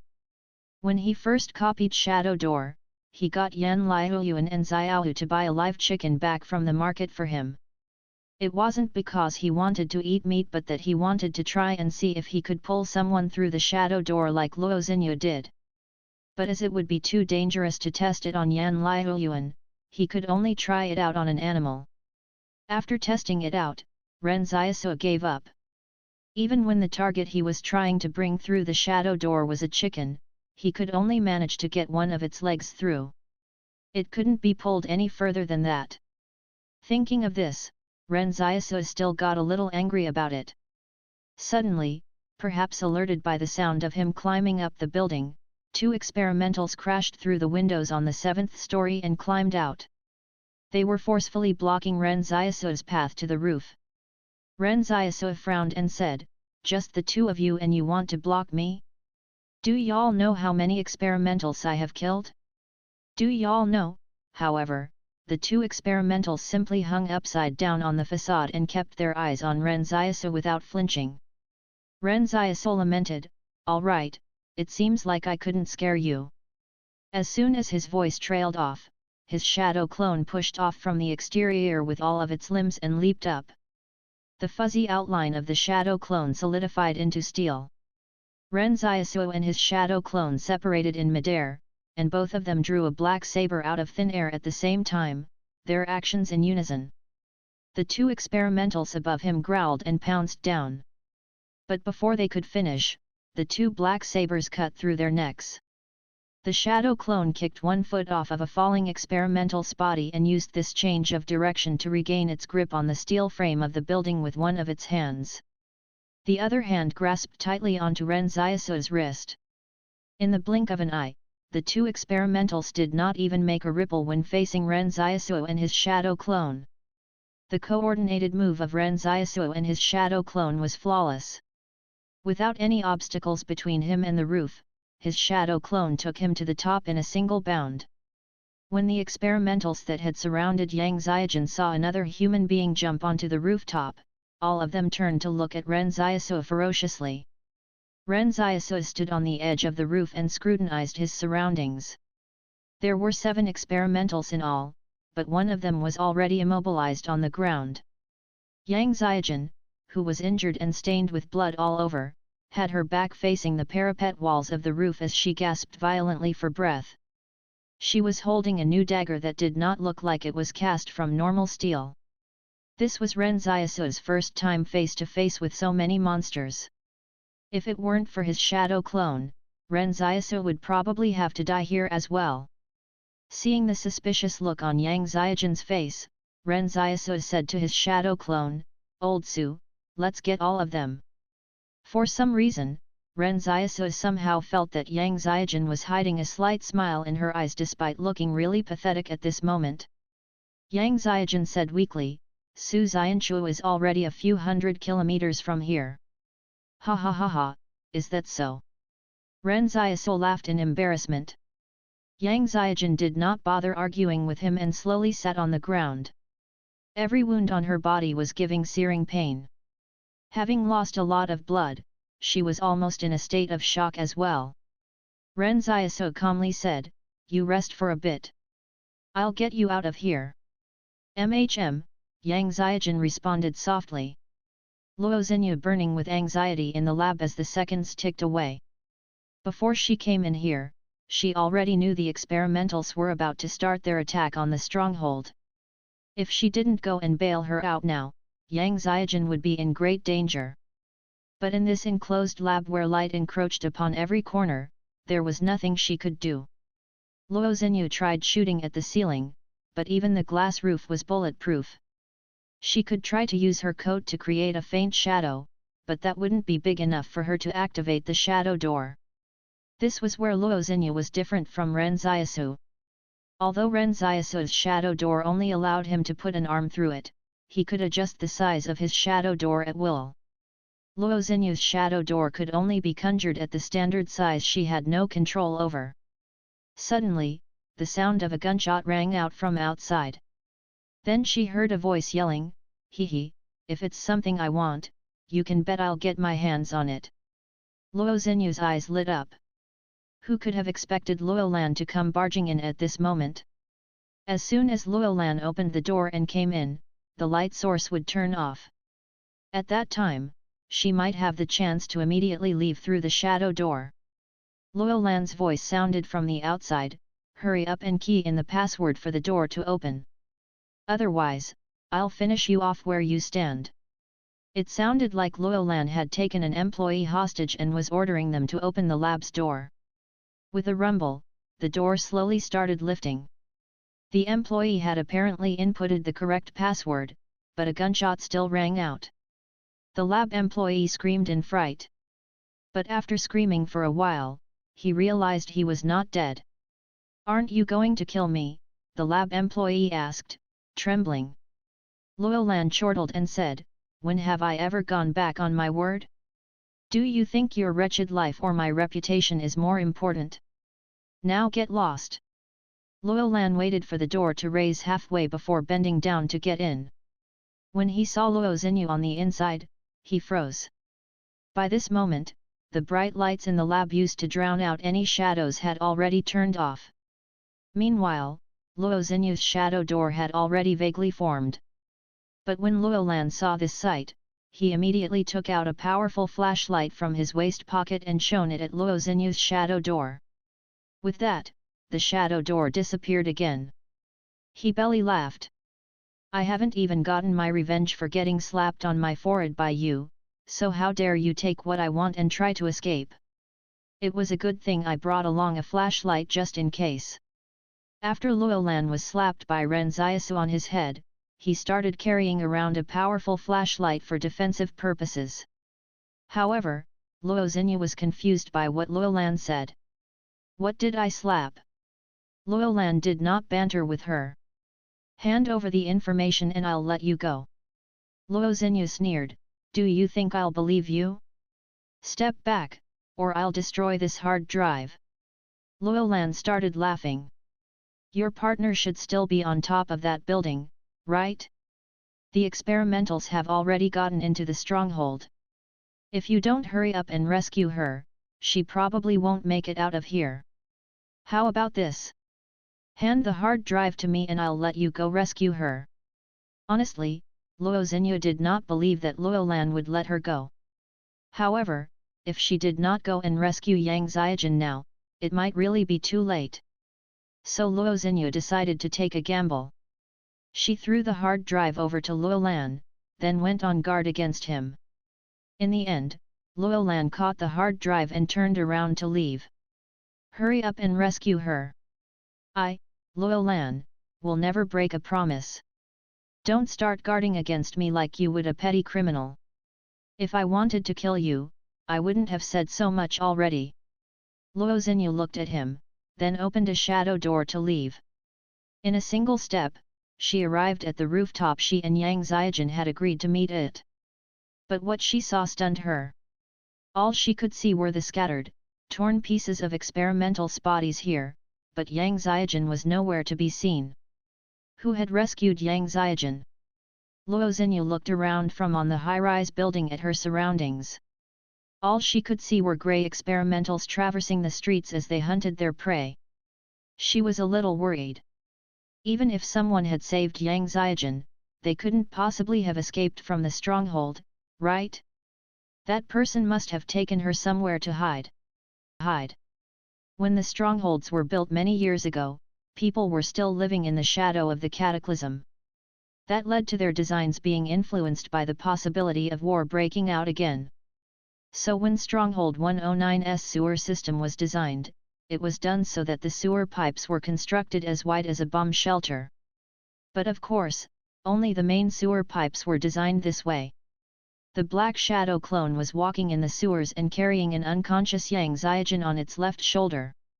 Ren Xiaosu, who was enduring its pain, was being carried on its right shoulder. Ren Xiaosu had also been injured, and blood was dripping down into the murky sewage from his dangling arm. Seemingly attracted by the blood, huge sewer rats watched the shadow clone as it walked by in the darkness as well as the two wounded people it was carrying on its shoulders. But for some reason, the rats did not dare to come out to attack them. Ren Xiaosu was not only dealing with his own injuries but also enduring the pain from the bites the shadow clone had received during the battle that were in turn transmitted to him. This was probably Ren Xiaosu's toughest battle to date. At first, he thought he would only have to face 6 experimentals. But once they started fighting, he discovered that another 5 experimentals in the building had been attracted by the noise. During the fight, several experimentals had been kicked off the building and died on impact. As their corpses were not on the roof, Luo Xinyu misjudged the state of the battle when she arrived at the scene. Based on Luo Xinyu's understanding, a supernatural being who could attack and kill 6 experimentals at the same time was already very terrifying. In fact, she would not even have dared think beyond that scenario. In this era when supernatural beings had just started rising up, everyone was slowly feeling their way forward as they advanced in the realm of the supernatural. Unless it was a natural-born evil like Li Shenton, an individual would still find it difficult to use their power to overcome the masses. That was to say, no single person today would be strong enough to ignore the number of their enemies. Supernatural beings were not powerful to that extent. Why else would they be hunted by the organizations to the point they had to remain hidden all around the world? But there was a consensus among all the supernatural organizations. A supernatural being powerful enough to ignore the masses would definitely be born sooner or later. As the shadow clone continued walking forward in the sewers, Yang Ziajin suddenly regained consciousness. At this moment, all of her body ached so badly that she could not even lift herself up. Ren Xiaosu. Her voice was oddly abrupt in the empty sewers. Ren Xiaosu said dejectedly, Where are we? Yang Ziajin asked. Good question. Ren Xiaosu answered, broadly speaking, we're in the sewers. But if you want to be more specific, I have no clue where we are. Yang Ziajin instantly realized Ren Xiaosu might also be injured. But from the way he was still speaking nonsensically, his injuries shouldn't be too bad. The shadow clone finally came to a stop when it found a dry platform to place Yang Ziajin and Ren Xiaosu down on. Yang Ziajin and Ren Xiaosu both leaned against the wall and sat down. Ren Xiaosu took out a candle and lit it before placing it on the ground. He asked, "Why didn't Luo Xinyu take you away this time?" "Probably because something happened." Yang Xiaojun had recovered a little. "If something hadn't, she would have come for me." Ren Xiaosu still did not give up on trying to hide his powers even at this time. He said to the shadow clone, "Thanks, old Su." Yang Xiaojun chuckled. "My injuries hurt a lot, so please don't make me laugh."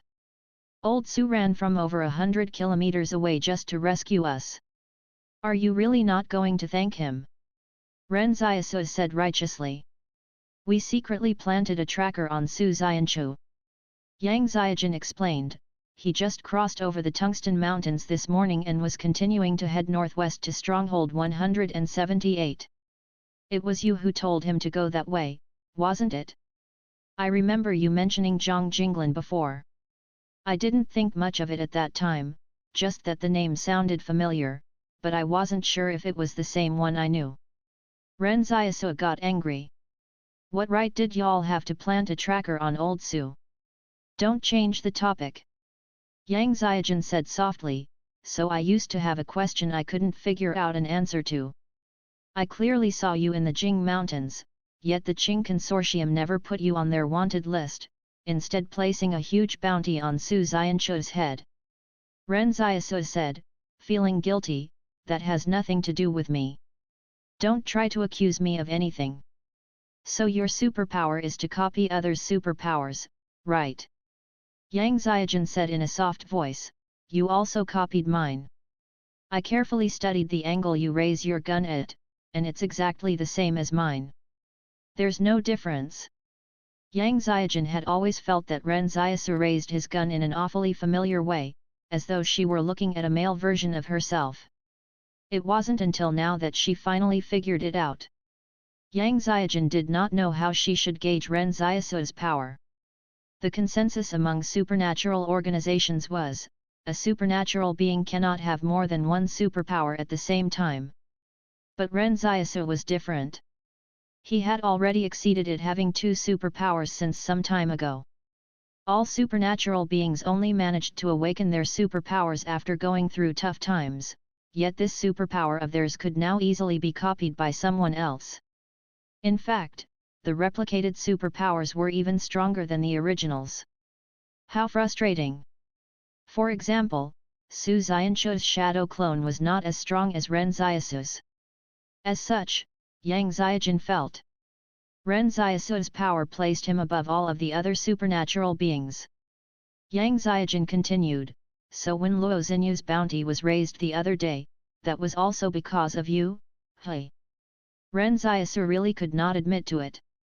"Not at all. I refuse to accept that." It was not like he was worried that other people would find out he had framed Luo Xinyu, but rather, he really did not want Yang Xiaojun to know that the power he had copied from Luo Xinyu had actually diverged from the original. She could bring someone through the shadow door, but he could at most put an arm through it. Wouldn't it be embarrassing if he admitted to that? "So you own up to everything else, right?" Yang Xiaojun giggled. Ren Xiaosu felt he couldn't just let Yang Xiaojun have her way and keep exposing his secrets.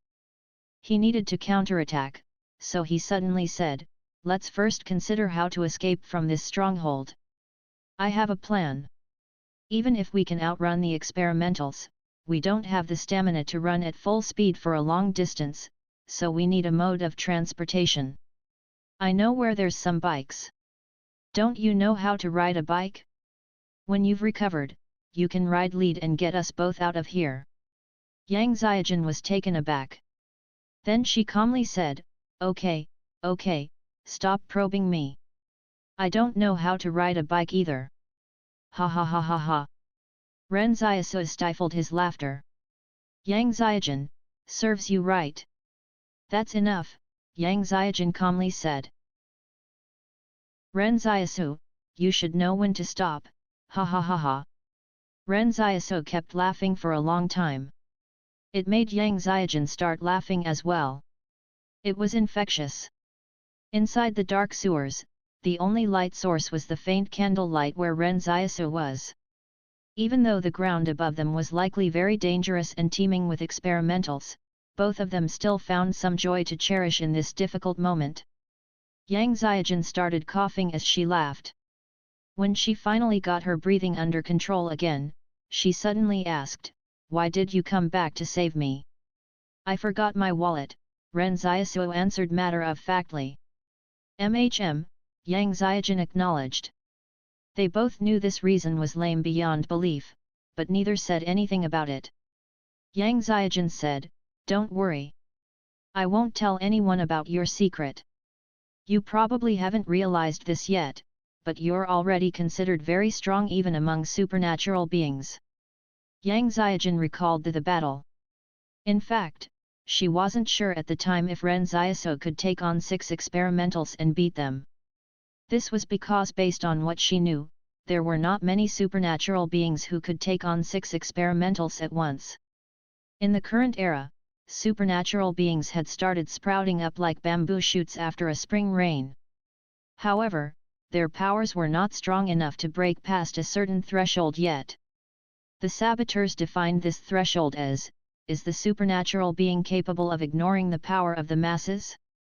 In layman's terms, it just meant whether a supernatural being was capable of destroying an organization's fighting forces alone. Li Shenton could be considered halfway there because his power depended on hypnotizing his targets, so he would be considered as using the masses against the masses.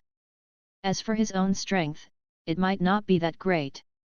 But there would surely be a day when a truly strong individual emerged from the world of the supernatural beings. The saboteurs termed this the dawn of gods. Back on the roof, Yang Ziajin had witnessed the power of Ren Xiaosu's shadow clone. It had a strength and speed that crushed the existence of the experimentals. Moreover, even when a horde of experimentals attacked it at once, they still couldn't bring it down completely. But what surprised Yang Ziajin most of all was that both Ren Xiaosu and the shadow clone were able to wield their own sabers. Honestly, Yang Ziajin had never seen a weapon that was capable of slicing through the experimentals like that. It didn't even feel like it was something that modern civilization was capable of producing. As such, it could only be attributed as a kind of power. At that time on the roof, Ren Xiaosu displayed strong combat awareness. This combat awareness did not refer to technique but an instinct. Instinct was not something that could be trained. Training could allow a person to increase their reaction speed, gain greater strength, become faster, and even learn cleverer ways of generating power, but none of that could replace instinct. Some people said that hard work could make up for it, but only a true elite would understand that hard work could never replace talent. And Ren Xiaosu had this talent for combat. If it weren't for the last experimental that had crawled up and sneak attacked, Ren Xiaosu would not even have gotten injured. At this time, Ren Xiaosu took out 2 pieces of hardtack and handed one to Yang Ziajin, leaving one for himself in his other hand. Yang Ziajin did not stand on ceremony and simply took it from him. They were both injured and had lost a lot of blood, so they needed to replenish whatever necessary energy they could get. She looked at the candle on the ground next to them and suddenly realized that this might be the first candlelit dinner she had eaten in her life. Does this count as a candlelit dinner? Ren Xiaosu gave it some thought and asked, "What's a candlelit dinner?" Yang Ziajin laughed. "Never mind." Ren Xiaosu suddenly asked, "I heard you mention Zhang Jinglan earlier. Just what kind of a person is Mr. Zhang?" This question seemed to have stumped Yang Ziajin a little. She even had to carefully search for the right word in her mind but was unable to think of something that accurately described Zhang Jinglan. "You can say he's the most enlightened person in our current times." This answer truly stunned Ren Xiaosu. What kind of an appraisal is that? What is his identity in Stronghold 178, really? And what exactly is Stronghold 178 protecting? Whether it be the strongholds or the towns, the organizations will try to tell you that there are extremely powerful beasts and terrifying creatures, as well as scary insect swarms beyond the outermost perimeter of the strongholds, Yang Ziajin said. Isn't that true? Ren Xiaosu was slightly taken aback. It's not. Yang Ziajin said, Stronghold 178 in the northwest and Stronghold 169 in the northern plains are not really there to stop the wild beasts from coming in, but humans. The humans who try to invade into the interior every now and then. Like the experimentals. Ren Xiaosu wondered. No, they're people just like you and me. Yang Xiaojun said softly, even after the disaster, wars between humans have not stopped at all. That's probably about the most ironic thing that has happened. This was a secret Ren Xiaosu had never known about. So there were still humans who lived beyond the outermost perimeter of the Ring of Strongholds. Yang Xiaojun said, Zhang Jinglin was the original commander of the fighting force at Stronghold 178, the true controller of that place. He suddenly disappeared more than a decade ago, leading to many people saying he had grown tired of war. But no one knew the real reason behind his disappearance. However, everyone at Stronghold 178 is waiting for him to return. That place is an independent force by itself that falls outside the control of the Alliance of Strongholds. In recent years, the Zone Consortium, which is active at the frontier, has been trying to gain control of Stronghold 178, but now that Zhang Jinglin is going back, the Zone Consortium's plans have all come to nothing. Those bastards only recognize Zhang Jinglin. Not even money moves them. Ren Xiaosu was doubtful of this. Zhang Jinglin did not even look like a soldier as he was so weak. How could someone like that have such a powerful background? But this also reassured Ren Xiaosu. Su Xianchu would definitely get special treatment by bringing that recommendation letter there, so he didn't feel as bad anymore. Wait. Ren Xiaosu suddenly thought of a problem. Why wasn't his quest that required him to save a stronghold resident complete yet? Didn't he already save Yang Xiaojun? Could it be that he needed to get her out of the stronghold before the quest requirements were met? That couldn't be. Ren Xiaosu kept thinking that something must be wrong somewhere. He looked at Yang Xiaojun and asked, "Do you hold a Stronghold 109 ID card?" Yang Xiaojun was taken aback, as though she couldn't wrap her head around why Ren Xiaosu was asking this question. "No, why would I need one? If anything crops up, I can just look for Uncle Lu to settle it. We don't need any ID cards here." Ren Xiaosu was speechless. Oh, so Yang Xiaojun wasn't really a resident of this stronghold. It was no wonder the palace had specifically stressed Ren Xiaosu save the stronghold's residents. So it seemed like the palace was also afraid that Ren Xiaosu would only attempt to save Yang Xiaojun and not the others. However, Ren Xiaosu did not realize the intention of the quest at that time. Yang Xiaojun wondered aloud, "I found it weird at the time. There were clearly so many people who were still running for their lives on the streets, so why did so many of the experimentals split up from the rest and come to attack me instead?" Ren Xiaosu thought for a moment before answering, "Probably because you're not a resident of the stronghold." Yang Xiaojun was confused. Yang Xiaojun was hearing this for the first time.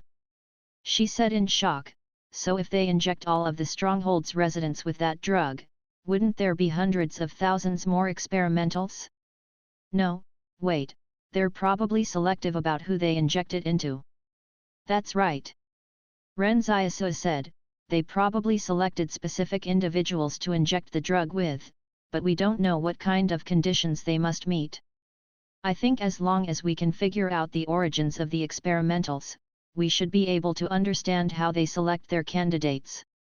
There had to have been thousands and thousands of survivors in the aftermath of the disaster at Stronghold 113, but the number of experimentals only increased by around 1,000 or so in the end. Yang Xiaojun suddenly said, "We received intel about the Pyro Company, and it seems like that lab in the Jing Mountains is related to them. They were using it before the cataclysm, and it became lost after that.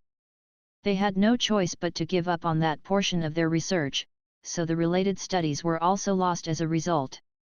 "Then do y'all know what kind of experiments they used to carry out in there?" Ren Xiaosu asked. "We don't know. All we know is that they experimented on cancer patients. The cancer patients knew they wouldn't live for much longer, so they decided to sell themselves to the Pyro Company in order to leave behind a lump sum of money for their families, Yang Xiaojun replied. Suddenly, Ren Xiaosu's wounds seared with pain again. He retrieved the black medicine from the palace and applied some on himself. You should apply some medicine on your wounds as well. Where are you hurt? Yang Xiaojun said, give me the medicine. I'll apply it myself. Ren Xiaosu handed a bottle of the black medicine to Yang Xiaojun.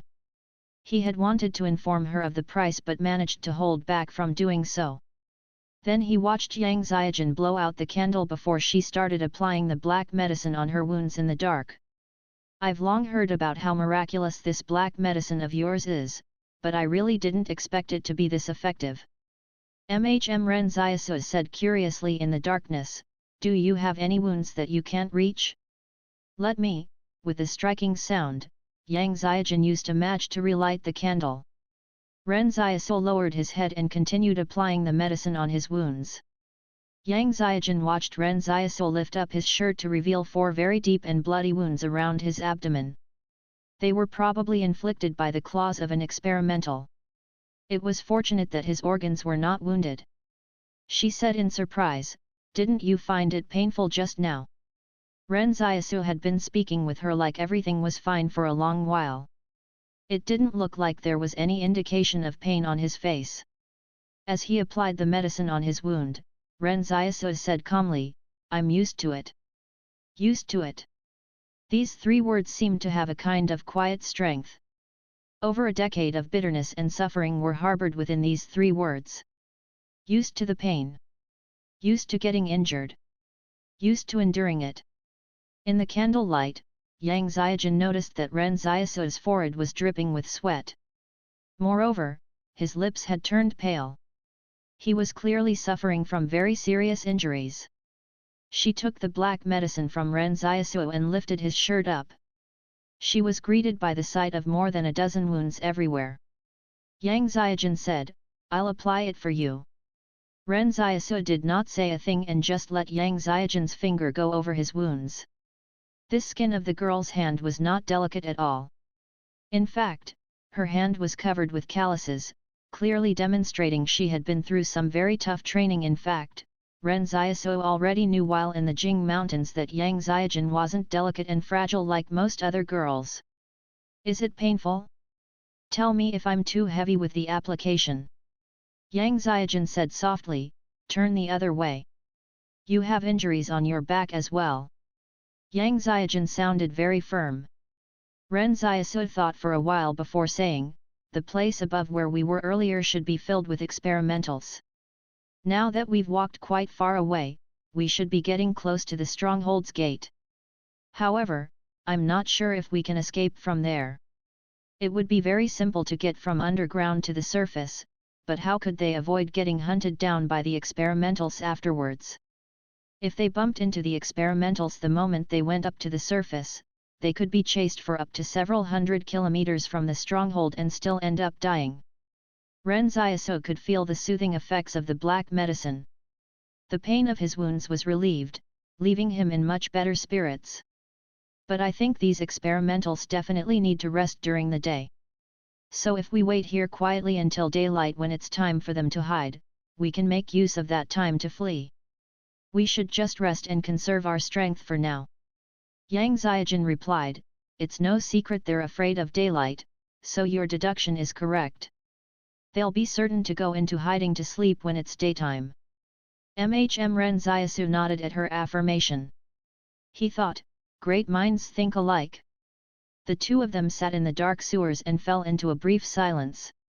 Yang Xiaojun suddenly said, actually, not even a close friend would come back to save me in that kind of a situation. I'll skip the thanks and just but Ren Xiaosu said in seriousness, you should still thank me. Yang Xiaojun was taken aback. Thank you, gratitude received from Yang Xiaojun, +10. Wait a minute. Ren Xiaosu was startled.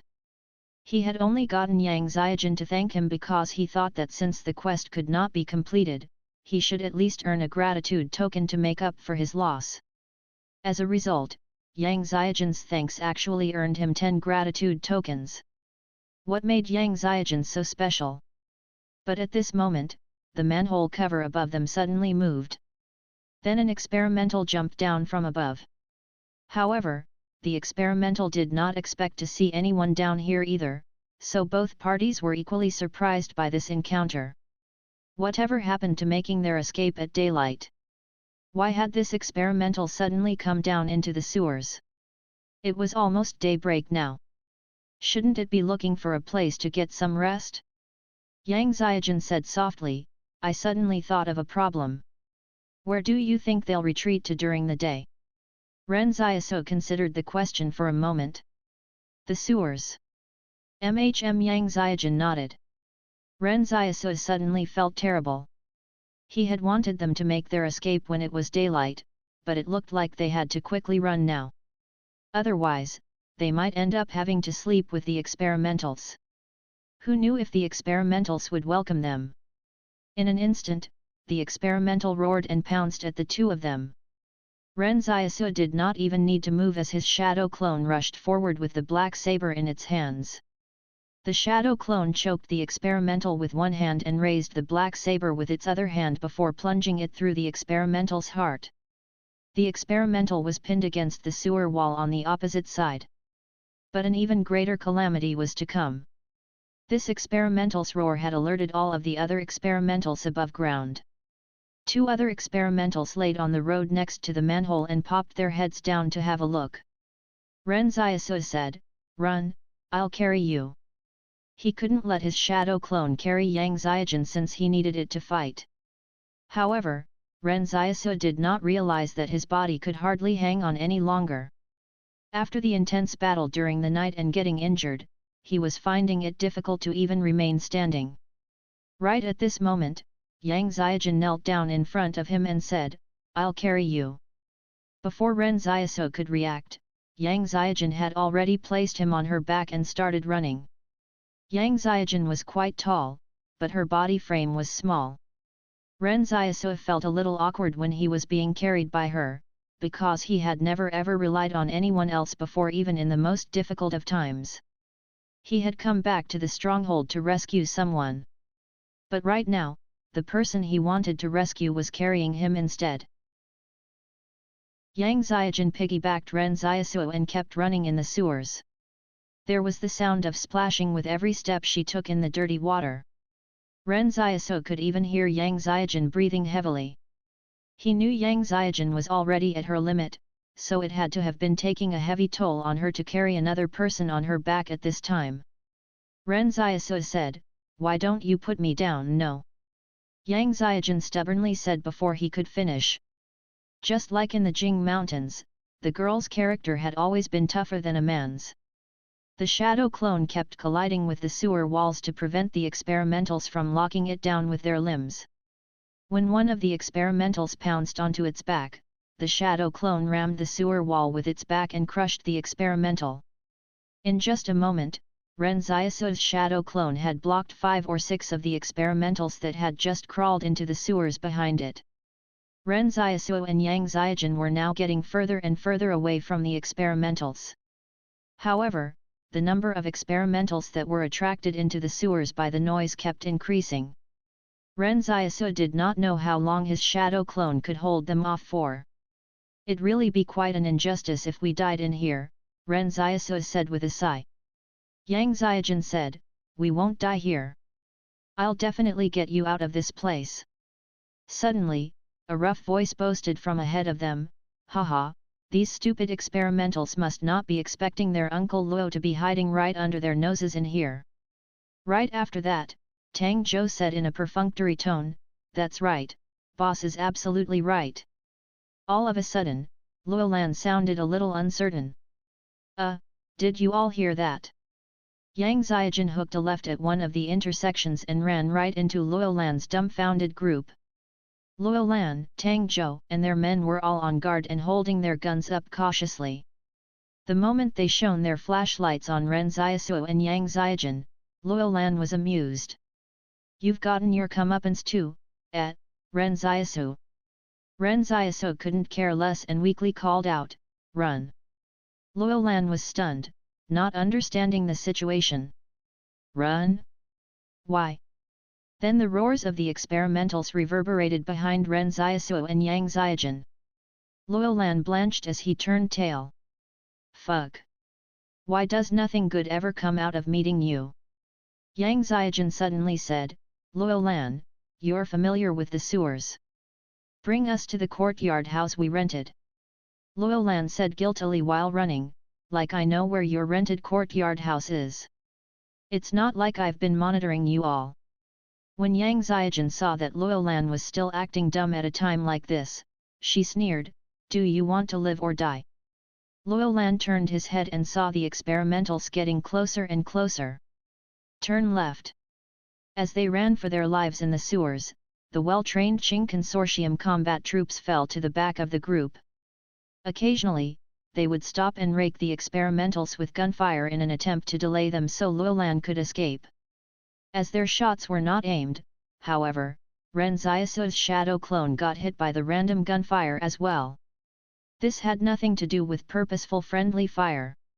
Ren Xiaosu understood that no one cared to carefully take aim at their targets at a time like this.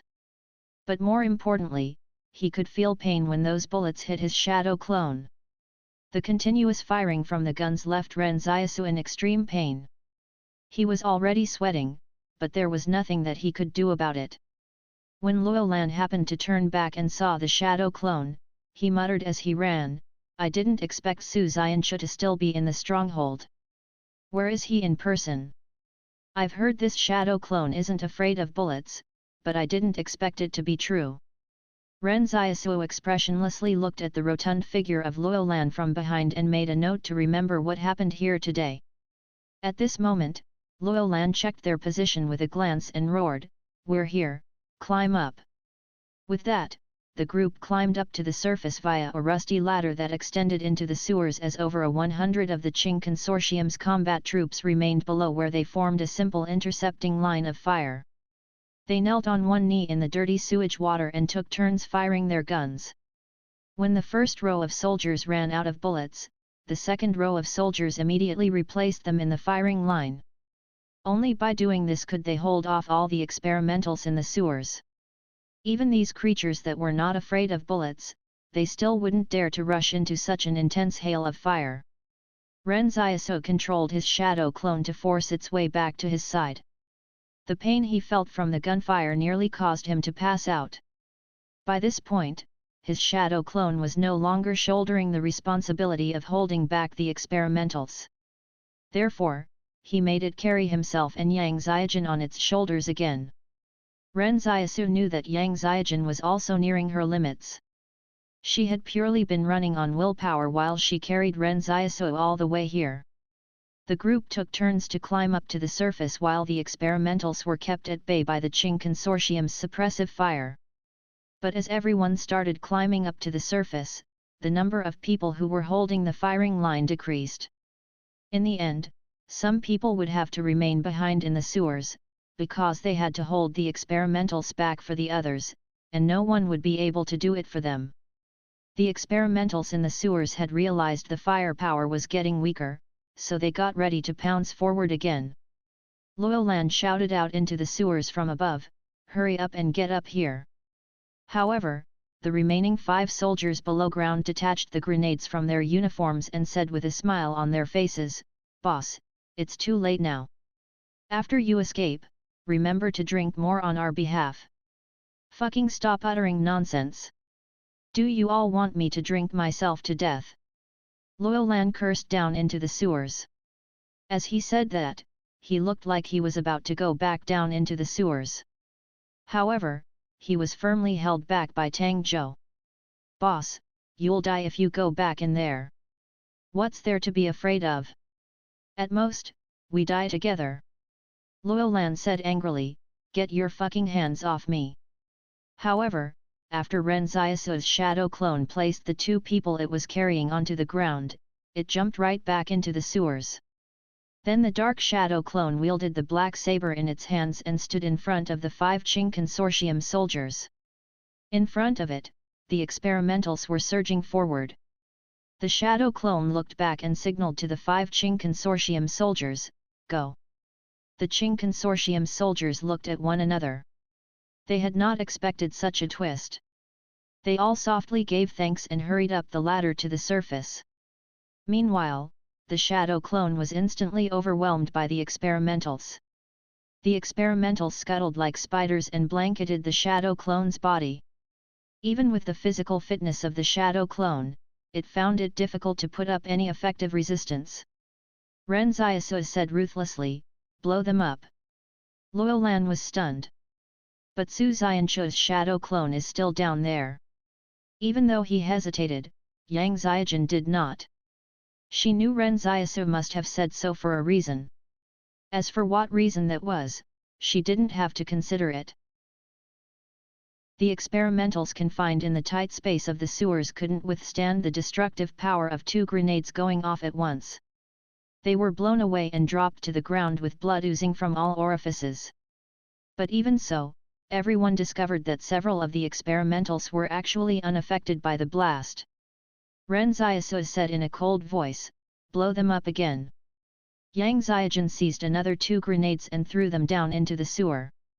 It was only at this time that the remaining experimentals that were still mobile started retreating and letting go of Ren Xiaosu's shadow clone. Ren Xiaosu laid on the ground with his head throbbing. He was finding out for the first time just how powerful grenades were. The feeling was like 10,000 knives cutting into his flesh. The shrapnel from the explosion was even more powerful than he imagined. However, he had the bravery to let Yang Xiaojun throw the grenades in because he knew he could bear with the pain from the blasts, and his shadow clone would not be affected by it. But after this was over, Luolan would owe him a great big favor. When the shadow clone crawled out of the sewers, Luolan teared up and held its hand.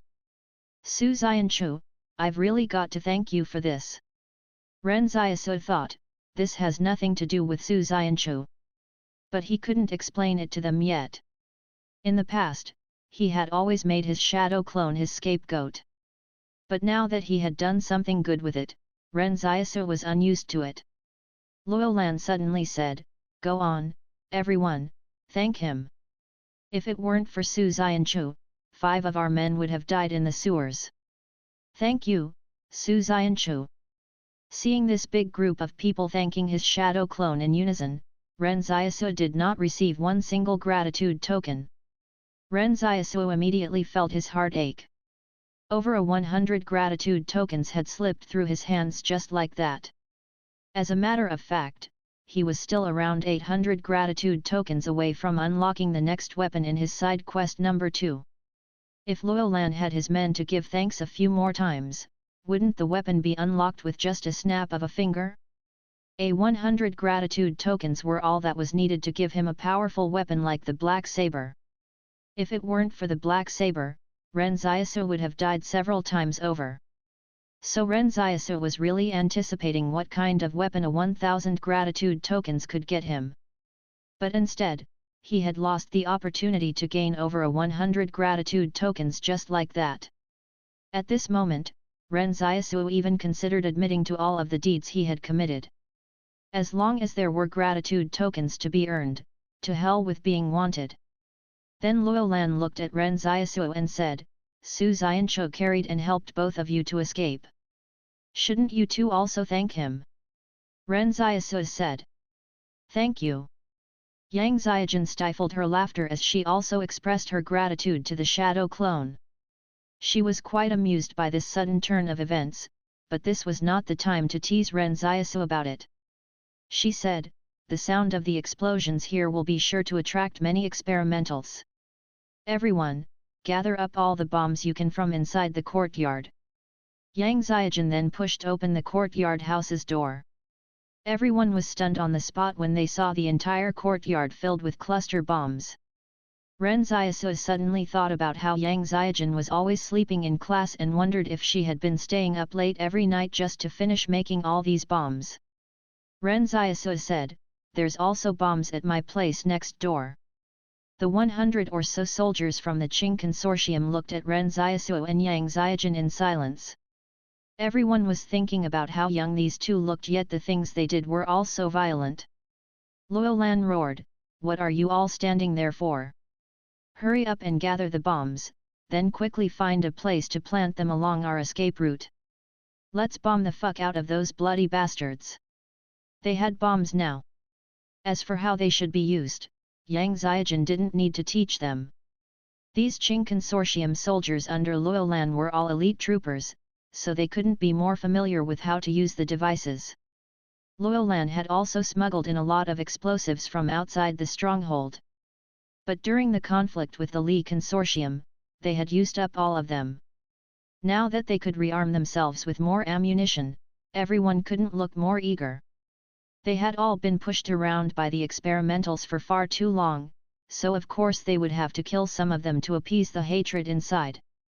Just as expected, the explosion from the 4 grenades thrown into the sewers had attracted 100 other experimentals from the surrounding areas. While Luolan was escaping, he looked back at them. He was shocked to discover those experimentals were scurrying between the uneven buildings like they were on flat ground. Suddenly, flames shot into the air behind them as explosions rang out. The experimentals that happened to pass by the bombs were sent flying by the massive force of the explosion. The Qing Consortium soldiers who were responsible for setting up the bombs looked at one another. They had thought that the bombs would not be powerful since they were homemade. But as it turned out, these bombs were far more powerful than they had imagined. They couldn't help but look at Yang Ziajin. These bombs were actually built by a girl. A number of experimentals were blown to smithereens by the explosions. However, this did not frighten the other experimentals at all. Instead, it turned them even more savage and ferocious. More explosions boomed behind Ren Xiaosu and the others as they made their escape. But even as the bombs went off one after another, the number of experimentals pursuing them did not seem to lessen. It was not that the experimentals did not die from the blasts but that new experimentals kept joining in the chase. These experimentals had seemingly become even more aggressive, like they wanted nothing more than for this group of people to die.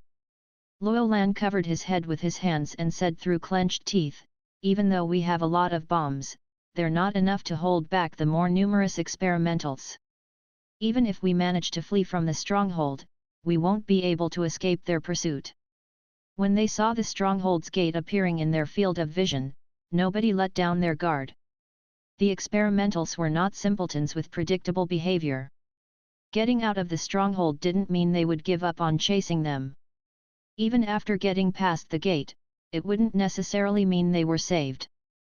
But at this moment, an armored vehicle crashed through the already half-blown-up stronghold gate and sent debris flying everywhere. Luolan noticed the ginkgo leaf logo on the bulky armored vehicle. The black armored vehicles acted like a giant land beast as it barged its way forward.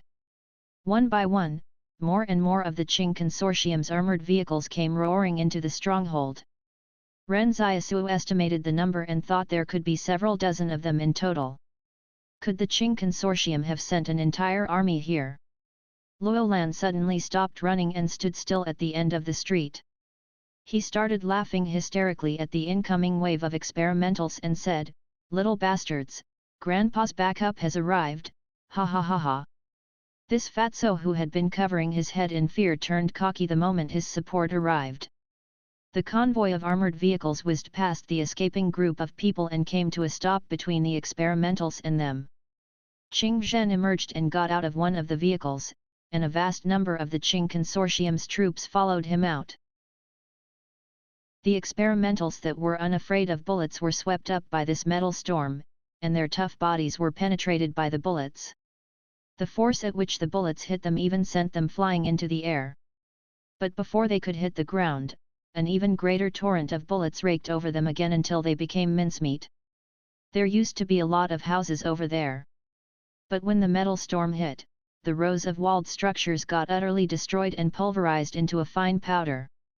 The housing structures collapsed like a mountain from the intense hail of bullets. Some of the experimentals had taken shelter behind the houses, but none of them could have expected that this torrent of bullets could even bring down buildings. Ren Xiaosu did not continue fleeing anymore. He just watched this violent and bloody scene play out before him. This was probably why humanity once controlled the world. The grand civilization could even create weapons so terrifying that the supernatural would fear them. The roaring armored vehicles were the true ferocious beasts, while the bullets were like a sea of arrows whose might was even greater than a tsunami. Only the Qing Consortium had these heavy machine guns in their arsenal. The entire structure of the gun was like a heavy iron case, and this heavy machine gun earned the nickname of the Mountain Obliterator, meaning that it could even be used to destroy a mountain. At this moment, Ren Xiaosu noticed that the interior of the armored vehicles seemed to have several metal pipes linking out to the main gun structure. Each of the armored vehicles were actually equipped with cooling equipment to prevent the heavy machine guns from overheating. Qing Zhen stood in the middle of the road and quietly watched as the experimentals slowly retreated in the face of human civilization's firearms. The fearless experimentals were finally starting to feel afraid. All of a sudden, someone discovered an experimental standing upright atop a building in the distance staring at them. However, Qing Zhen looked right back at it undaunted. Luolan said to Ren Xiaosu with a laugh, "See that? Half of the forces here are my old troops from Stronghold 113. Aren't they amazing?" Ren Xiaosu did not reply. So this Qing Zhen had already assembled all of Luolan's troops that had gone missing during the earthquake? These two brothers must have still been keeping in contact all this while. Otherwise, Luolan wouldn't have become fearless the moment he saw the ginkgo leaf logo. The experimentals began retreating. Qing Zhen said coldly, "Don't pursue them." Everyone understood that if they maintained their positions and kept fighting, their heavy machine guns would definitely be more powerful. But the moment they started going after the enemy and headed into urban warfare, there wouldn't be enough people to fight just based on the numbers that the Qing Consortium had here. Moreover, this stronghold was also under the control of the Li Consortium. There was absolutely no reason why the Qing Consortium would want to help the Li Consortium clear out the experimentals from this place. It was better to leave this headache of a mess to the Li Consortium themselves. The Qing Consortium previously controlled 21 strongholds, but ever since the earthquake in the Jing Mountains, only 19 remained. Under these circumstances, the Qing Consortium's people couldn't wish more for the other organizations to lose a few of their strongholds as well. It would only be fair. When the experimentals retreated deep into the city, Luolan plopped onto the ground. "Hurry up and get me some water."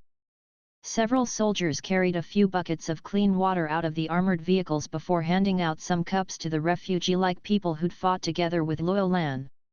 Qing Zhen looked at him and said with a laugh, "I told you to leave this place earlier, yet you insisted on getting your hands on the Li Consortium's research results first. It's not worth getting pinned with the blame for that stuff. You don't know this." Luolan took a sip of the water, "but the Li Consortium has discovered a way to connect directly to the neurons in your brain. In the future, they won't need to program the nanomachines anymore. The human brain itself will act as the interface of the program.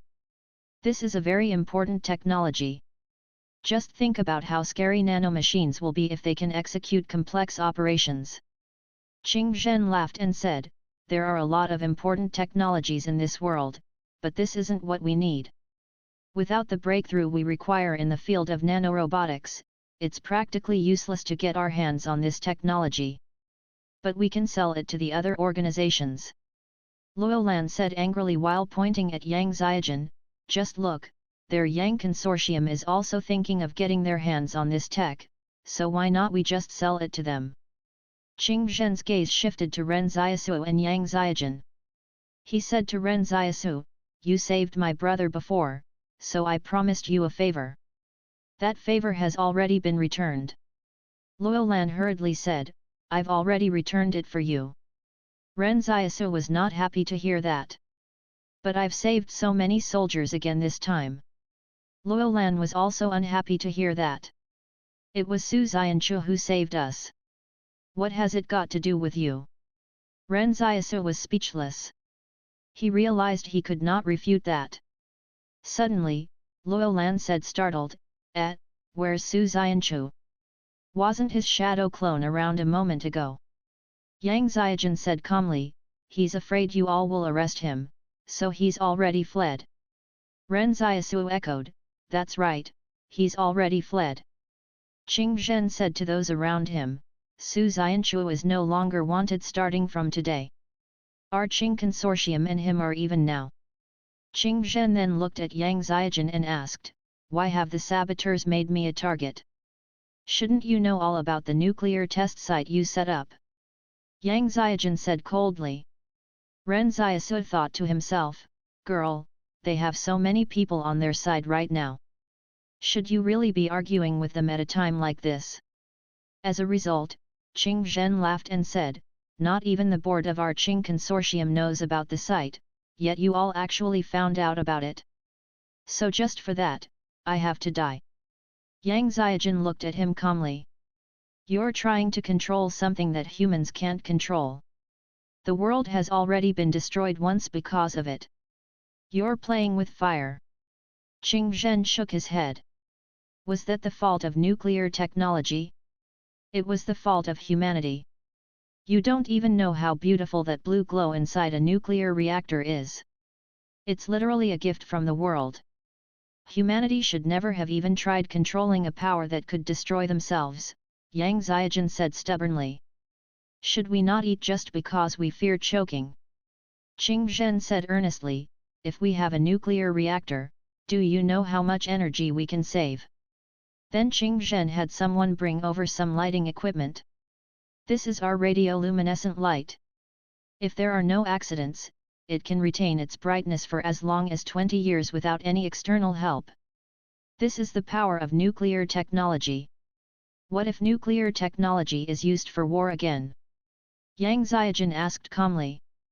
Qing Zhen laughed. It can also be used to end wars.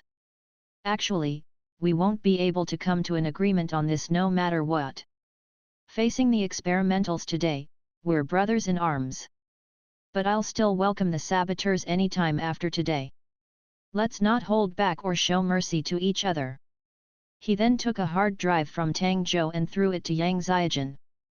This is the thing your Yang consortium is after. Have you ever thought what it'll be like if you all can link your nanotech, which is still only being used in the medical field, with neurotech and commission it for military use? Are you saying the Yang consortium is not trying to get its hands on this technology for war? While they were deadlocked, Ren Xiaosu suddenly raised his own doubts. I have a question. Are those nanomachines really that great? They weren't in the past. Luolan gave a simple explanation. They used to only be deployed for angioplasty through some basic programming, but it'd totally be different if they could directly interface with neurons in the brain and be put to military use. Ren Xiaosu was taken aback. Different in what way? Just think about what if those tiny yet extremely tough nanomachines could become your new skeletal structure and muscles? What's more, after interfacing with your neurons, they'll fully be under your control like how you control your fingers.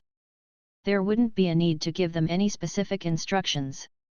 Just use them like how you would use your hands, Luolan said. It still sounds rather normal to me, Ren Xiaosu said.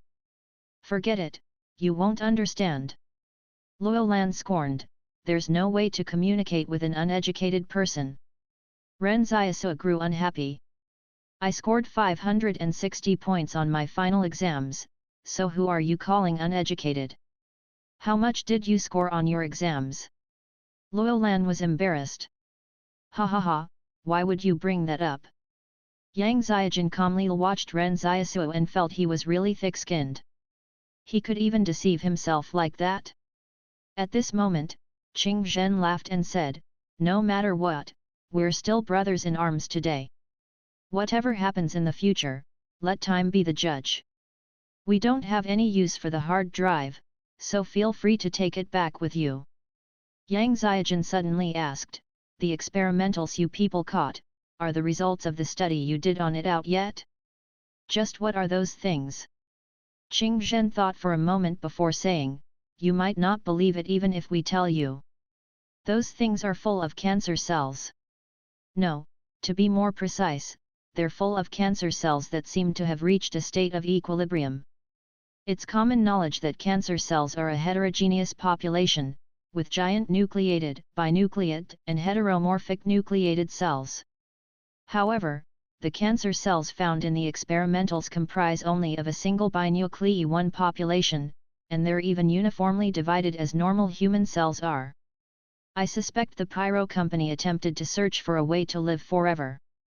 There was once a woman who, after her death, had her cancer cells taken and cultured.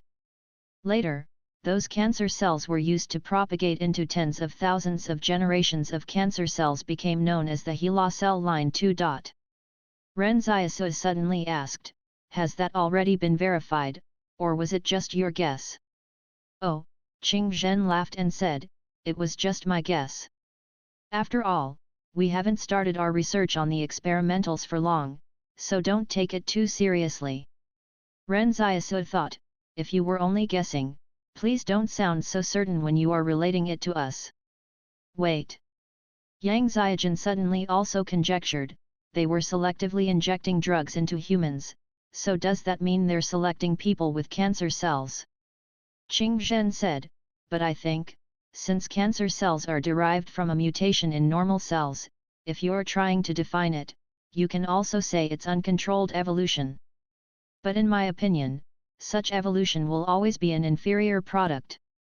Today, Ren Xiaosu came into contact with various kinds of speculations, and some of these speculations were not even ideas he knew before. For a moment, Ren Xiaosu felt a little envious of these people for having received a complete education. It meant that these people were able to have a complete understanding of the previous world. "Let's part ways here." Qing Zhen smiled and said, "Speaking of which, I'm still under house arrest. Aren't you worried about the threat that they pose to this world?" Ren Xiaosu asked. Qing Zhen waved it off as he stepped into an armored vehicle. "They're not enough to cause me any worry yet. It's only the kids who find them scary."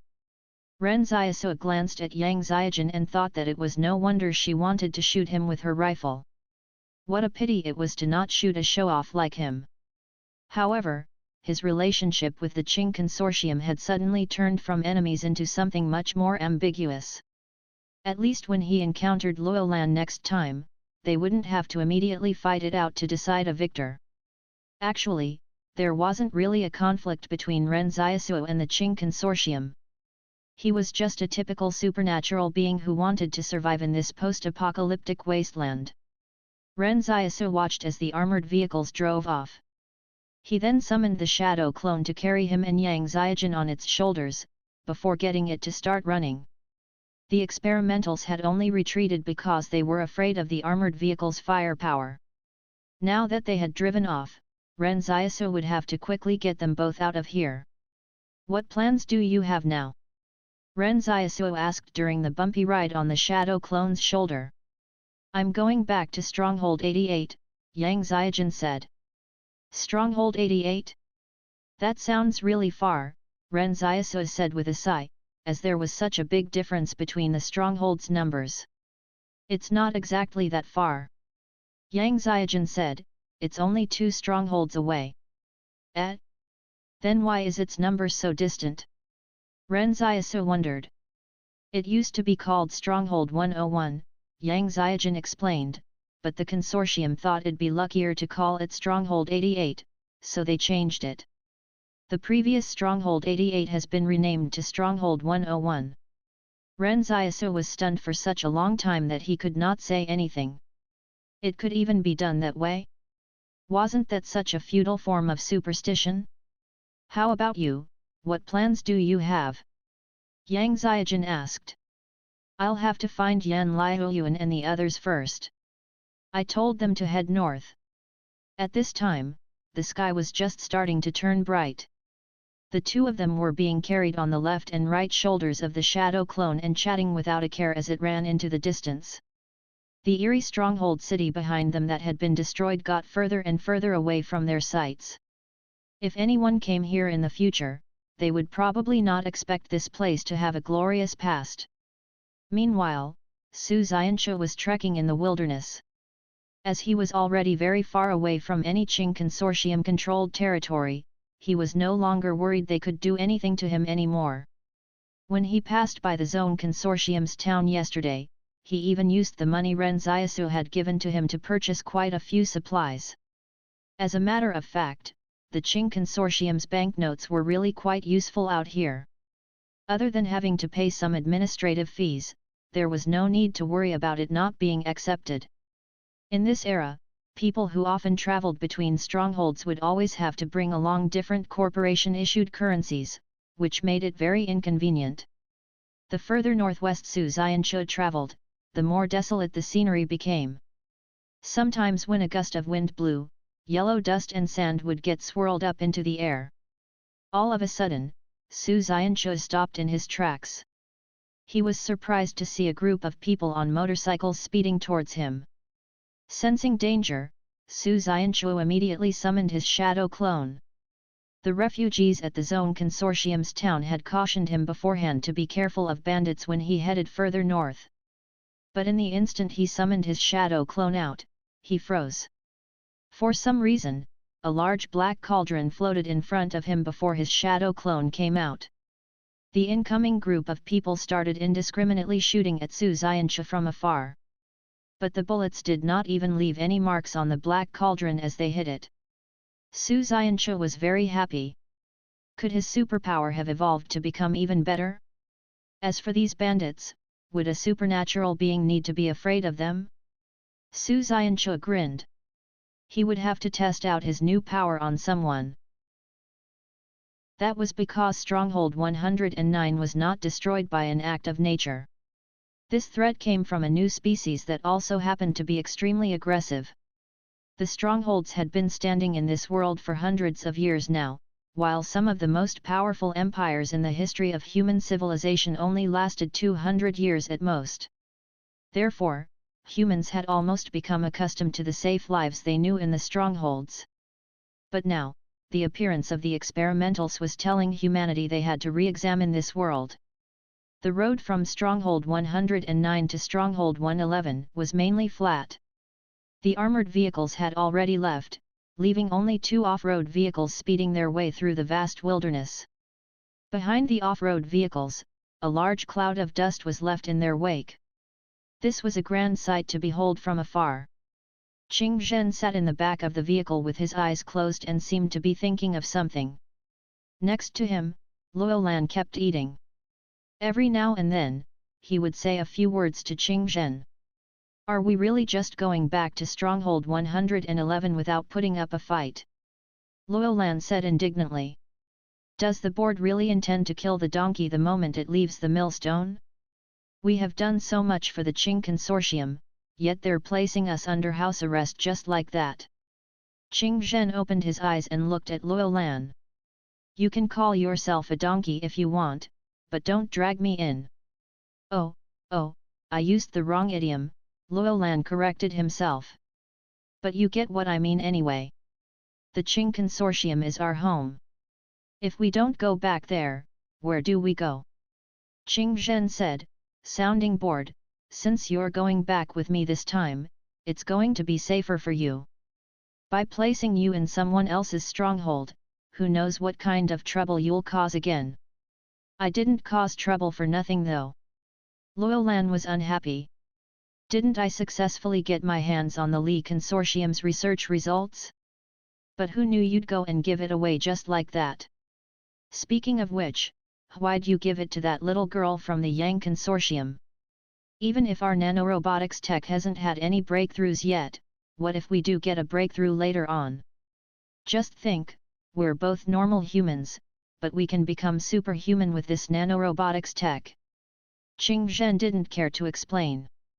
I don't like all that fighting and killing. But all you've been doing is fighting and killing. Luolan said, isn't that what everyone thinks you're best at? I'm best at growing flowers. Qing Zhen said in seriousness, I'm warning you. Don't you dare touch the flowers I grew when we get back. Sure. Luolan curled his lips. Why would I touch your flowers when I can touch women instead? But anyway, I still find it such a waste that we gave that hard drive away to the Yang Consortium. Qing Zhen laughed and said, it's not a waste. One of the Li Consortium's strongholds has been destroyed and their research results were even stolen. To resolve their internal conflicts, they'll be sure to pin the blame on an external party. The Yang Consortium will be that target. With our two neighbors fighting, we can rest easy. As if they would start fighting so easily. There hasn't been a real war in such a long time, Luolan said. Qing Zhen looked out of the window and said calmly, that's where the problem is. There hasn't been a war in such a long time among mankind. If we human beings don't start a war, can we still be called greedy humans? Look at you, putting down humanity like that. Well, I dislike wars, but that's just how life works. Luolan said, but now that the saboteurs have discovered your secret base, you should increase the defenses around it. Qing Zhen said calmly, they haven't found where it is yet. They're only guessing it exists. How do you know that? Luolan was taken aback. Based on how the saboteurs operate, Qing Zhen chuckled and went on, they would have already blown up the place if they discovered our nuclear test site. All of a sudden, Luolan shouted, look up front. On the road ahead, a convoy of heavily armed vehicles were blocking their only path to Stronghold 111. There was the logo of the ginkgo leaf on the vehicles. Luolan was amused. The board seems to think rather highly of you. Qing Zhen waited for their own vehicles to come to a complete stop before getting out. A man dressed in a suit and wearing sunglasses approached them from the vehicle convoy opposite. Qing Zhen, do you know you're still under house arrest? Qing Zhen sincerely stated, Secretary Zhou, please let me explain. Weren't you all thinking of capturing that fatty, Luolan, to place him under house arrest? I've done that for you. Luolan echoed from the side, that's right. He captured me after such great efforts since I was really resistant to the idea of coming back. Secretary Zhou, who was clad in a suit, was taken aback. He had thought there would be a clash between him and the two brothers, so much so that he even brought troops over for this confrontation. But who knew that Qing Zhen would come up with that reason? He was a bit confused. Secretary Zhou sneered, don't think I don't know why you went to Stronghold 109. Where are those troops of yours? Qing Zhen, as a member of the consortium, how dare you raise personal troops? Qing Zhen said sadly, the troops were all killed during the capture of Luolan. Luolan hooted, that's right, do you think it's so easy to capture me? Secretary Zhou was so angry he laughed. What are you two putting on a crosstalk in front of me for? Calm spread on Qing Zhen's face. I'm giving you an out here, so just take it. In that instant, Secretary Zhou felt the hair on the back of his neck stand. It was as though the party in front of him was a tiger. Even though he was only standing quietly, he was like a ferocious beast that would make anyone tremble with fear. Qing Zhen walked over and took off Secretary Zhou's sunglasses to put them on himself. The sun's really harsh, and I just so happen to lack a pair of sunglasses. Secretary Zhou, I'm afraid you're still not qualified to ask me about those troops. The board will have to personally question me. Secretary Zhou turned around and went back to his vehicle. Let's see if you can still keep up the bluster after we get back to the stronghold. Then the convoy of vehicles started moving towards Stronghold 111. Secretary Zhou, who was in his car, could feel his hands trembling. Meanwhile, Ren Xiaosu's and Yang Xiaojin's injuries had gotten much better. They kept heading north, albeit not at a fast pace. Yang Xiaojin raised her head and glanced at the scorching sun in the sky. She asked, we aren't going in the wrong direction, are we? Why can't we see Liu Yuan and the others yet? No, Ren Xiaosu said, identifying directions is a basic skill in wilderness survival. However, I can't say if Yan Liu Yuan and the others might have gone the wrong way. That can't be. We saw so many campfires still around yesterday. It looked like there were quite a few people who managed to escape out of Stronghold 109, so they should be together with the rest of the escapees, Yang Xiaojin said. Yang Xiaojin explained, because he knows very well that in the past 100 years or so, almost none of the Qing Consortium's shadows have come to a good end. A shadow will always remain as just a shadow. Oh. Ren Xiaosu nodded. So Qing Zhen was probably doing this for self-preservation? Yang Ziajin said, when we explain it to the others, we'd better say it was Su Xianchu who saved us both. Otherwise, your superpower will get revealed very easily. I'm seriously advising you this time. You must not let anyone know you have the ability to copy someone else's powers. It'd be too dangerous if anyone found out. Ren Xiaosu was taken aback. Wait, but don't the saboteurs already know that Su Xianchu isn't at Stronghold 109 anymore? So how are we supposed to say it was him who saved us? Yang Ziajin said, well, that was a bluff as well. Ha, ha. In reality, Ren Xiaosu had many unanswered questions on his mind and was slowly answering them with Yang Ziajin. Is Liu Yuan also a member of the saboteurs? I saw you providing him with cover earlier. He's not a member of the saboteurs. Yang Ziajin said, he's from the Yang Consortium. The Yang Consortium and the Li Consortium have been carrying out research and development on nanotech all this while, because they believe nanotech will provide a breakthrough in terms of individual combat prowess. Actually, Qing Zhen was right. The Yang Consortium is also planning to use nanotech to prepare for war. Then how are the saboteurs and the Yang Consortium related? Ren Xiaosu wondered. The saboteurs were created by the first supernatural being of the Yang Consortium. Yang Ziajin explained, actually, the saboteurs have a complicated relationship with the Yang Consortium. Currently, the saboteurs and the Yang Consortium do not agree on their ideals and have gradually started moving in their own directions. It's just that the relationship between both parties is a little difficult to make clear. Actually, the saboteurs were not called such in the beginning. But since that was what everyone called us, we just went with it and took up that role in this chaotic world. Ren Xiaosu did not probe too much into the current relationship between the saboteurs and the Yang Consortium. After all, it seemed like that was Yang Ziajin's family affairs. However, Ren Xiaosu suddenly felt a little uncomfortable. After all, he was just a refugee.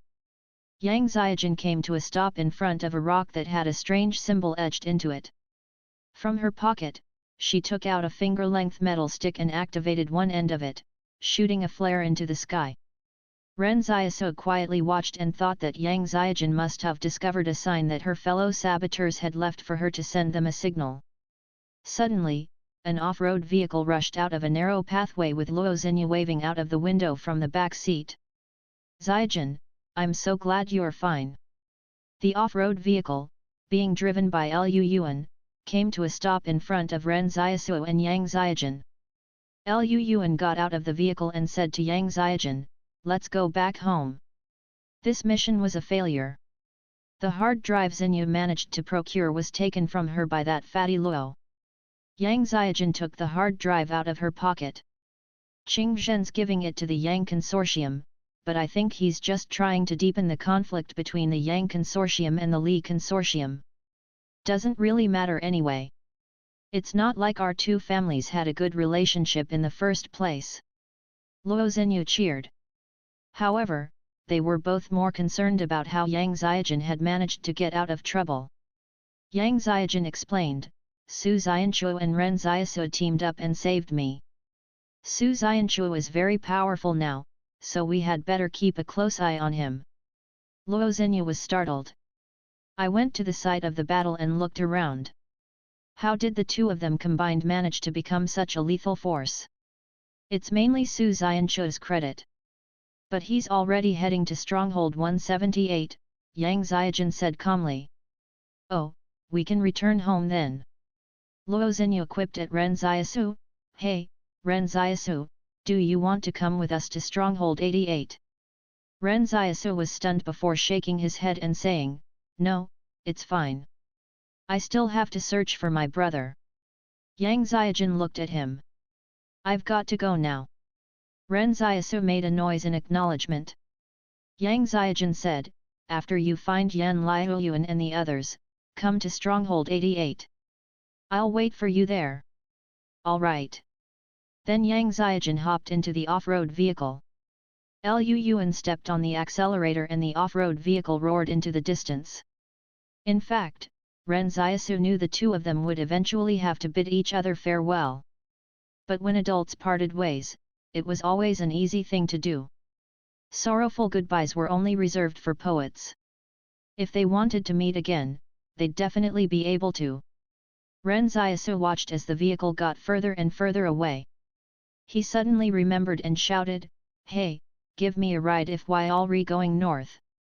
However, the off-road vehicle was too far away. Snowflakes suddenly drifted down from the sky. This was the first snow of winter this year and it looked heavier than usual. The snowflakes fluttering down from the sky seemed almost like they were here to clean off the bloodstains from this wasteland. There were already quite a few campfires burning at a campsite in the north. Thousands and thousands of people were shivering in the cold wilderness. The campfires in front of these people were the only thing that provided them some warmth. Even though the experimentals had broken into the city and gone on a killing spree, there were still only slightly over 1,000 of them. Meanwhile, the number of residents living in the stronghold was in the hundreds of thousands, so there were quite a lot of people who managed to escape the siege. Furthermore, the little girl next to Li Shenton had also participated in the battle and opened up a path of escape for a group of residents. Li Shenton and that little girl named Si Loren had gone off to some place unknown.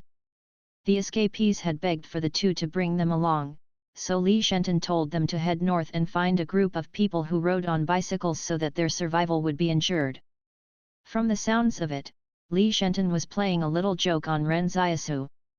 The escapees revered Li Shenton like a god who had saved them, but they didn't know he was actually one of those who had brought this disaster upon them. After getting his revenge on the Li Consortium in Stronghold 109, Li Shenton did not make any further moves there. Instead, he headed off to the other stronghold cities that were under the control of the Li Consortium. He seemed to be planning on bringing down the entire Li Consortium all on his own.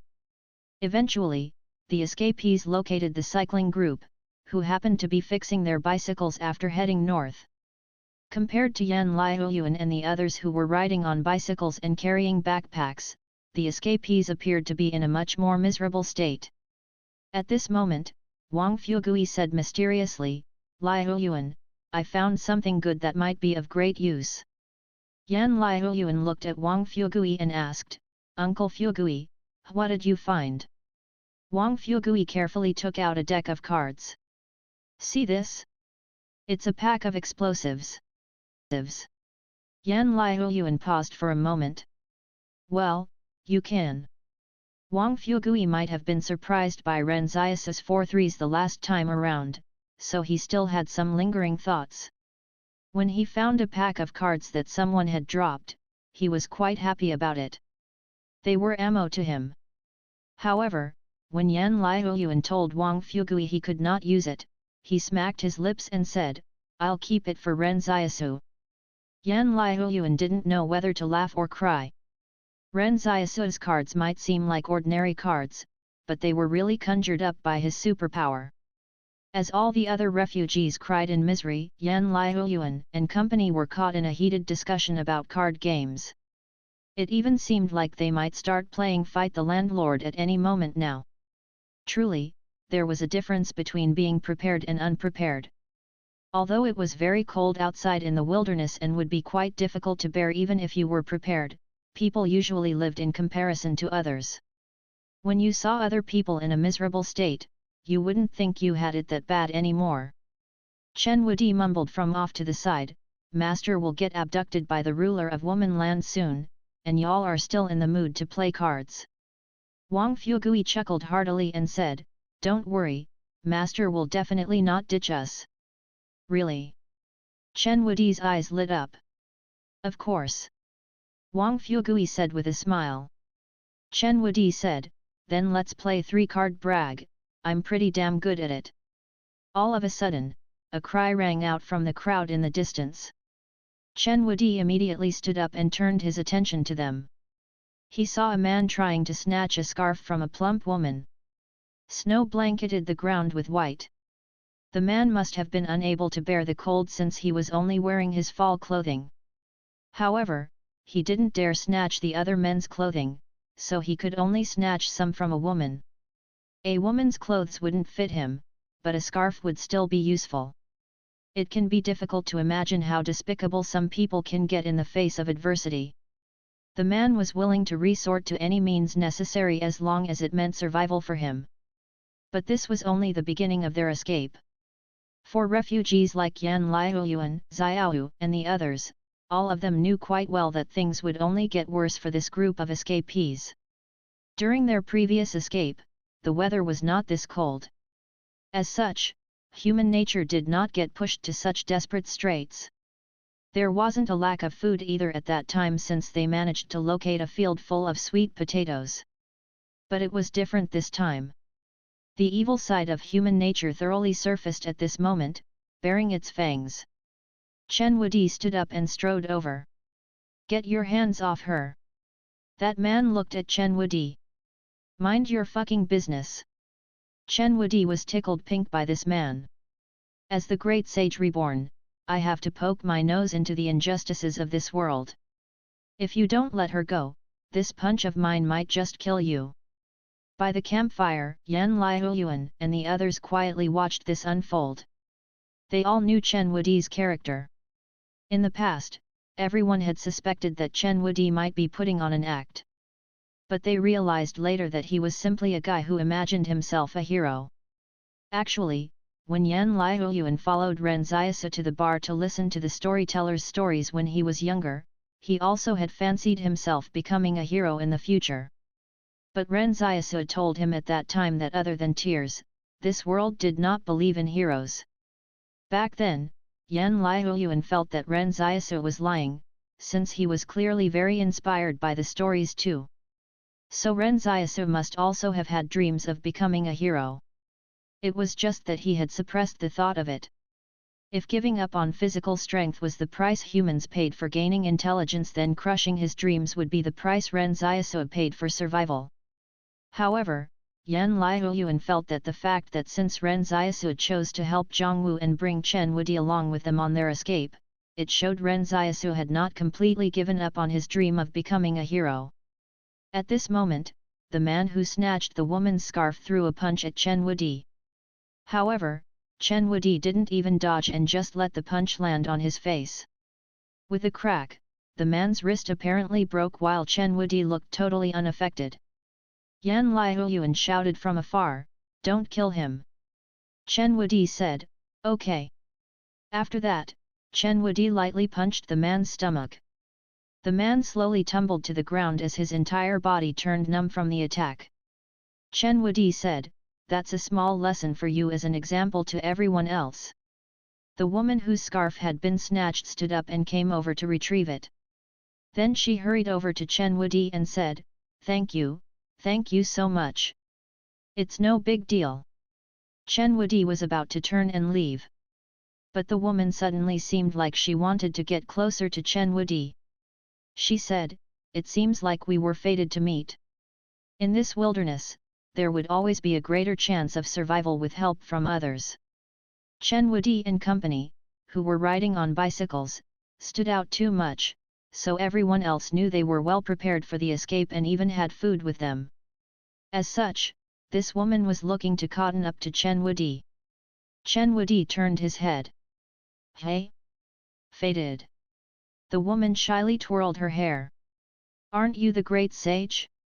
My name is Zixia, Zhao Zixia." Chen Wudi looked like he had been struck by lightning. "You're Zixia. But you don't look that age." Zhao Zixia joked, "I might have been reborn a few years before you." Chen Wudi despaired a little. "How is that a few years? It's more like a decade, at least. Aren't you jumping the gun?" However, Chen Wudi calmed down and said, "Big sis, I'm sorry, but I'm not your version of the great sage." Yan Liuyuan and the others were laughing themselves silly over at the campfire. When Chen Wudi came back, no one held back from teasing him. Previously, Chen Wudi had said that he was searching for Zixia, a fairy immortal, but no one thought he would suddenly change the version of the great sage now that he had finally found her. He could even switch the version of the great sage? That was probably Chen Wudi's last route of retreat he had left for himself. At the beginning, Yan Liuyuan and Ren Xiaosu thought Zixia was just a relationship setback trope Chen Wudi had created for himself. Now that Zixia had personally appeared and met him, she helped Chen Wudi cut himself off from all mortal desires. Right at this moment, Yan Liuyuan caught sight of a figure of a person slowly making their way over in the snowy weather. The escapees started whispering among themselves as they never expected someone to still be coming from the direction of Stronghold 109 at such a time. Before everyone else could react, Chen Wudi and the others stood up. Yan Liuyuan waved his hands excitedly and shouted, "Bro! Over here, over here!" Although Yan Liuyuan knew Ren Xiaosu was definitely fine, he could only feel truly at ease after seeing him again. For Yan Liuyuan, there wasn't a point in living comfortably if Ren Xiaosu wasn't around to accompany him. But where had this young man who just walked over from the frozen, snowy land outside gone before this? Surely he could not have just escaped from the stronghold, right? After all, the stronghold was filled with terrifying experimentals, so who could possibly escape from there?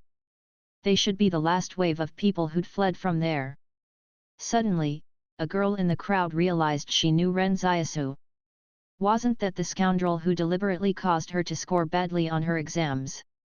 This girl was Li Mo, and she had sat behind Ren Xiaosu during the final exams. After the exams were over, she had gone to Ren Xiaosu's class to seek revenge on him. However, she did not even manage to confront him. Furthermore, the students in class 12-7 really pissed her off when they claimed they were actually protecting her by stopping her from taking her revenge. Amid the escaping crowd, she saw Ren Xiaosu walking over from the wilderness. For some reason, she felt those students might have been telling the truth and had not deliberately been trying to piss her off. As Ren Xiaosu passed through the crowd, he knew a lot of people were looking at him. However, he was not exactly bothered by it. He had been walking in the frozen, snowy land for a long time and almost lost his way. It was not that he had bad wilderness survival, but that he could not even get landmarks to use as a reference in the heavy snowfall. He only found Yan Liuyuan and company because of his strong sense of direction. He really should have been smarter and hitched a ride with Yang Xiaojin's group. If he had, he wouldn't have had to go through all this trouble. When Ren Xiaosu sat down next to the campfire, Yan Liuyuan immediately handed him some hot water and porridge. "Bro, did you manage to save the ruler of Woman Land?" Ren Xiaosu was stunned. "Who's the ruler of Woman Land?" Yan Liuyuan chuckled. "Big Sister Xiaojin." Ren Xiaosu was confused. "Wait, when did Yang Xiaojin become the ruler of Woman Land?" He looked at Chen Wudi. "Did you give her that nickname? Stop talking nonsense." Chen Wudi smirked. "Only names can be given wrongly. How can nicknames be called wrong?" Yan Liuyuan kept a straight face and told Ren Xiaosu about the Zixia incident that happened earlier. Ren Xiaosu was also amused. "Wudi, will you still look for Zixia in the future?" Chen Wudi froze. "Zixia? Who? Oh, so you've already forgotten about her." Ren Xiaosu said with a sigh, "How amazing that you can switch versions of yourself. Hey, didn't you used to insist on looking for Zixia?" Chen Wudi said in seriousness, "Master, I'm crazy, not stupid." Ren Xiaosu pondered what he just said but couldn't figure out the difference even after a long time. At this moment, an old lady walked towards them with a child in hand. Ren Xiaosu turned around and had a look at them. He thought that if they wanted to share the campfire to keep themselves warm, he could make some space for them. It was really cold out, after all, and they were an elder and child. But when the old lady came up to them, she said to Ren Xiaosu, "You people should take the initiative to share your food with the elderly and children. I've been observing you all for some time. But as a group of young people, you all aren't even virtuous enough to respect the old and care for the young. How did your parents teach you? Ren Xiaosu was taken aback. To be honest, he had not expected such a twist. No one in town had ever mentioned anything about respecting the old and caring for the young before. Like refugees would be so free to discuss virtues and whatnot. So he didn't expect someone would act so righteous to get them to share their food with the elderly and children. It was getting late into the night, and the temperature dropped rapidly again. It was really not easy for an elderly person to take care of a child while escaping. If this old lady had just asked nicely for some food to be shared with them, Ren Xiaosu would have given it to her. But since she spoke with that attitude, Ren Xiaosu couldn't help feeling disgusted. To be honest, he could not understand how someone like her managed to escape from the stronghold. The child pointed to the golden circlet on Chen Wudi's head and said, "Grandma, I want that." Yan Liuyuan mischievously explained, "That can't be removed."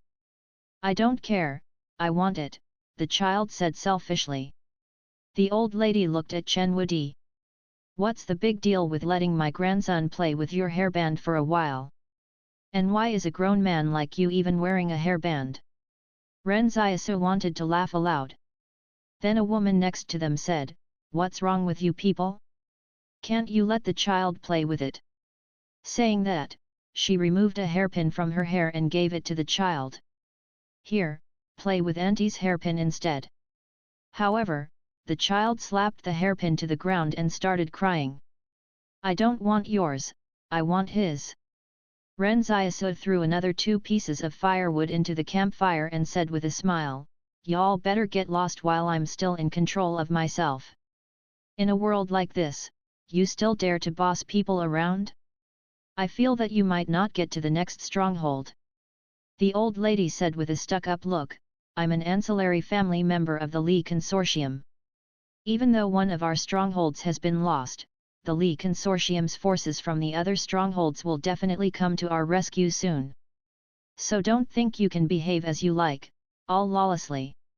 "Get lost," Ren Xiaosu calmly said. The child got afraid when he saw Ren Xiaosu's calm expression. He hid behind the old lady and said, "Grandma, let's go. I'm scared." After saying that, he dragged the old lady back into the crowd. It was as though he wanted to get as far away from Ren Xiaosu as possible. Even while the old lady was leaving, she was still scolding and swearing at them. Chen Wudi wondered, "Master, why are there people like her in this world?" She was clearly in the wrong, yet she acted as though she were the righteous one and took advantage of her seniority by emphasizing respecting the old and caring for the young. Ren Xiaosu sighed. "Wudi, I know that you want to be a hero and uphold justice. But if you think that everyone in this world has goodness in their hearts, then you haven't met everyone yet. Bro, where are we headed next?" Yan Liuyuan said, "If we keep going north, we'll end up in the Qing Consortium's territory. These Li Consortium residents probably don't even know where they are right now. Even if the Li Consortium really sends reinforcements over, they won't bump into them." Ren Xiaosu gave it some thought and replied, "Let's go to Stronghold 88. Stronghold 88. Yan Liuyuan was stunned. "Whose territory is that? Why should we go there?" Ren Xiaosu thought for a while and said, I have an acquaintance there. If we go to Stronghold 88, it'll be easier for us to obtain legal resident statuses and whatnot. You can even attend school." After chatting with Qing Zhen, Yang Ziajin, and Luo Lan, Ren Xiaosu really wanted to learn more about this world through education. He might not even need to go to school since Yang Ziajin mentioned there was a huge library in Stronghold 88. "Okay, whatever you say." Yan Liuyuan asked, "But where is Stronghold 88?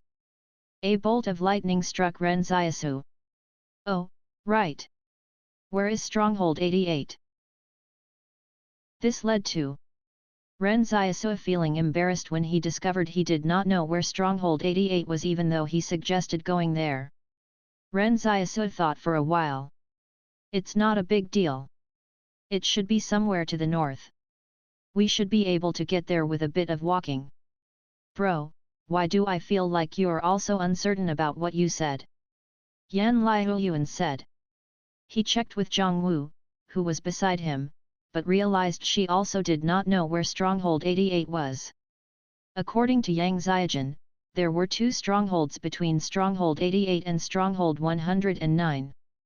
The entire distance of the journey should be between 500 to 1000 kilometers, so it might be quite difficult to get there just by walking. When normal people looked to travel to another stronghold, they tended to head to the nearby ones. It was impossible to get to those that were too far away. It was only the organizations that were capable of traveling across the wasteland. So it wasn't a surprise that Zhang Wu did not know where Stronghold 88 was. Bro, are we going to ride a 1000 kilometers on our bikes? Yan Liuyuan felt despair when he thought about it. Ren Xiaosu thought for a while. Why don't we try to get our hands on a car after we get to the next stronghold? We can then drive to Stronghold 88. Get our hands on a car? Bro, why don't you just say we're stealing one? You don't need to mince your words. Yan Liuyuan said, currently, the Qing Consortium's Stronghold 111 is the closest to us. If you've already decided on stealing a car, I suggest that we go there to steal one. Qingzhen and Luolan should be on their way back to Stronghold 111. Ren Xiaosu pondered and said, I think it would be best to avoid going there. After all, those 2 are bellicose people, so it's not good to be interacting with them too much. Bro, seeing as you're so insistent on going to Stronghold 88, that acquaintance you mentioned should be Yang Xiaojun, right? Yan Liuyuan suddenly asked. You always have so much to say.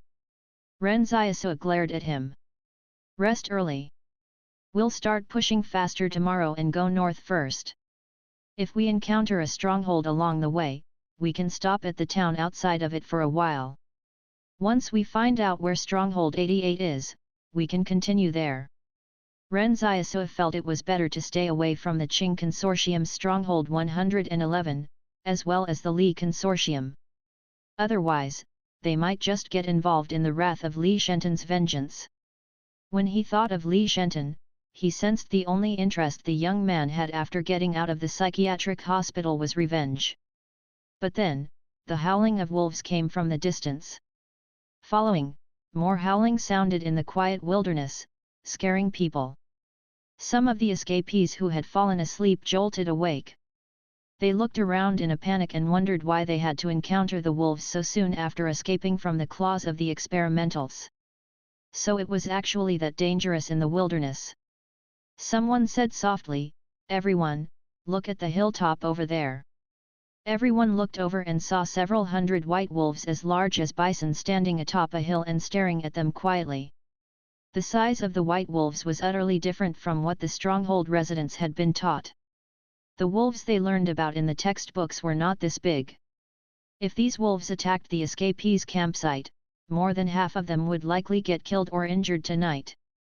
On top of that, the remaining survivors would find it hard to escape the pursuit of the wolves.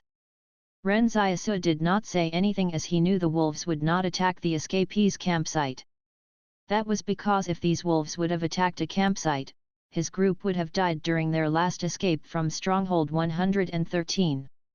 But he could not understand why these wolves kept following them everywhere. Ren Xiaosu's intuition told him the wolves were here because of their small group, not because of other escapees. However, he was not 100% sure of that. But the escapees did not know this. When they saw wolves had arrived, they leapt up and continued fleeing north. When Ren Xiaosu saw the escapees were starting to move again, he said, let's keep up with the bigger group for now. As Ren Xiaosu's voice trailed off, Zhang Wu started waking up her students who were still asleep. They did not ask why and just followed wherever Ren Xiaosu went. A group of people were riding bicycles and blending into the right side of the escapees group. As the road here was not that bumpy, it was much easier to escape on their bicycles than running on foot.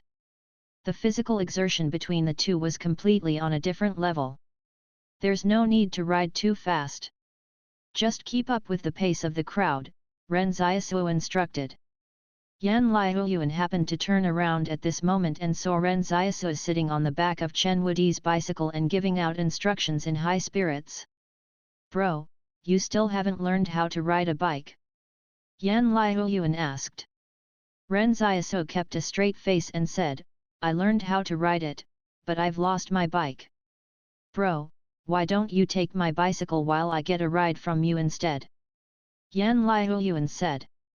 Ren Xiaosu said matter-of-factly, "Liuyuan, you're already an adult, so you should be riding your own bike." Yan Liuyuan lamented, "Bro, you're the most shameless person I've ever met. No one else comes close." Zhang Wu and her students were cycling behind Ren Xiaosu's group. As they rode along, they felt they really could survive longer just by following Ren Xiaosu. Suddenly, two escapees who saw the students riding bicycles came over and tried to take them away from them. Everyone knew they would escape faster with a proper mode of transportation. Besides, Zhang Wu's students looked like clear pushovers, so some of these people started getting ideas about the bicycles. The two escapees grabbed hold of a student's shirt and shouted, "Get off!" They then proceeded to push the student off the bicycle. Chen Wudi jumped off his bike and leaped in front of the two escapees in a single bound. "How dare the two of you behave so insolently in front of the great sage!" Chen Wudi sent them flying backwards in an instant with a punch and a kick. One of them even had their leg twisted unnaturally. Chen Wudi picked up the bicycle and handed it back to the student. "Keep your guard up. Shout for me if anyone else dares to come and steal your bicycle again." That female student looked at Chen Wudi and said in a daze, "Thank you. There's no need to thank me. You should thank my master instead." Chen Wudi said as he waved it off. At this moment, Ren Xiaosu was the one who felt most downcast. Ren Xiaosu had only sat behind Chen Wudi on his bicycle as he thought he was stronger, so would not be burdened by his weight and get too tired. He could never have expected Chen Wudi to actually jump off the bicycle while it was still moving. With a loud crash, Ren Xiaosu fell to the ground together with the bicycle. Ren Xiaosu turned around and looked at the wolves on the hilltop. The white wolves were not alarmed by the sight of the escapees running away and stood there motionlessly in the snow. It was as though they had nothing better to do and were only here to take a gander. But Ren Xiaosu could not understand what their motives were. In front of him, Chen Wudi was pedaling hard and saying, "Master, why are there always people in this world who think nothing of hurting others to achieve their goals?" "Humans are selfing," Ren Xiaosu replied nonchalantly. "What about people who try to get something without making any effort for it?" Chen Wudi asked. "That's also because humans are selfing," Ren Xiaosu replied. Chen Wudi suddenly sounded a little depressed. "Master, do you think I should still fight against injustices in the future?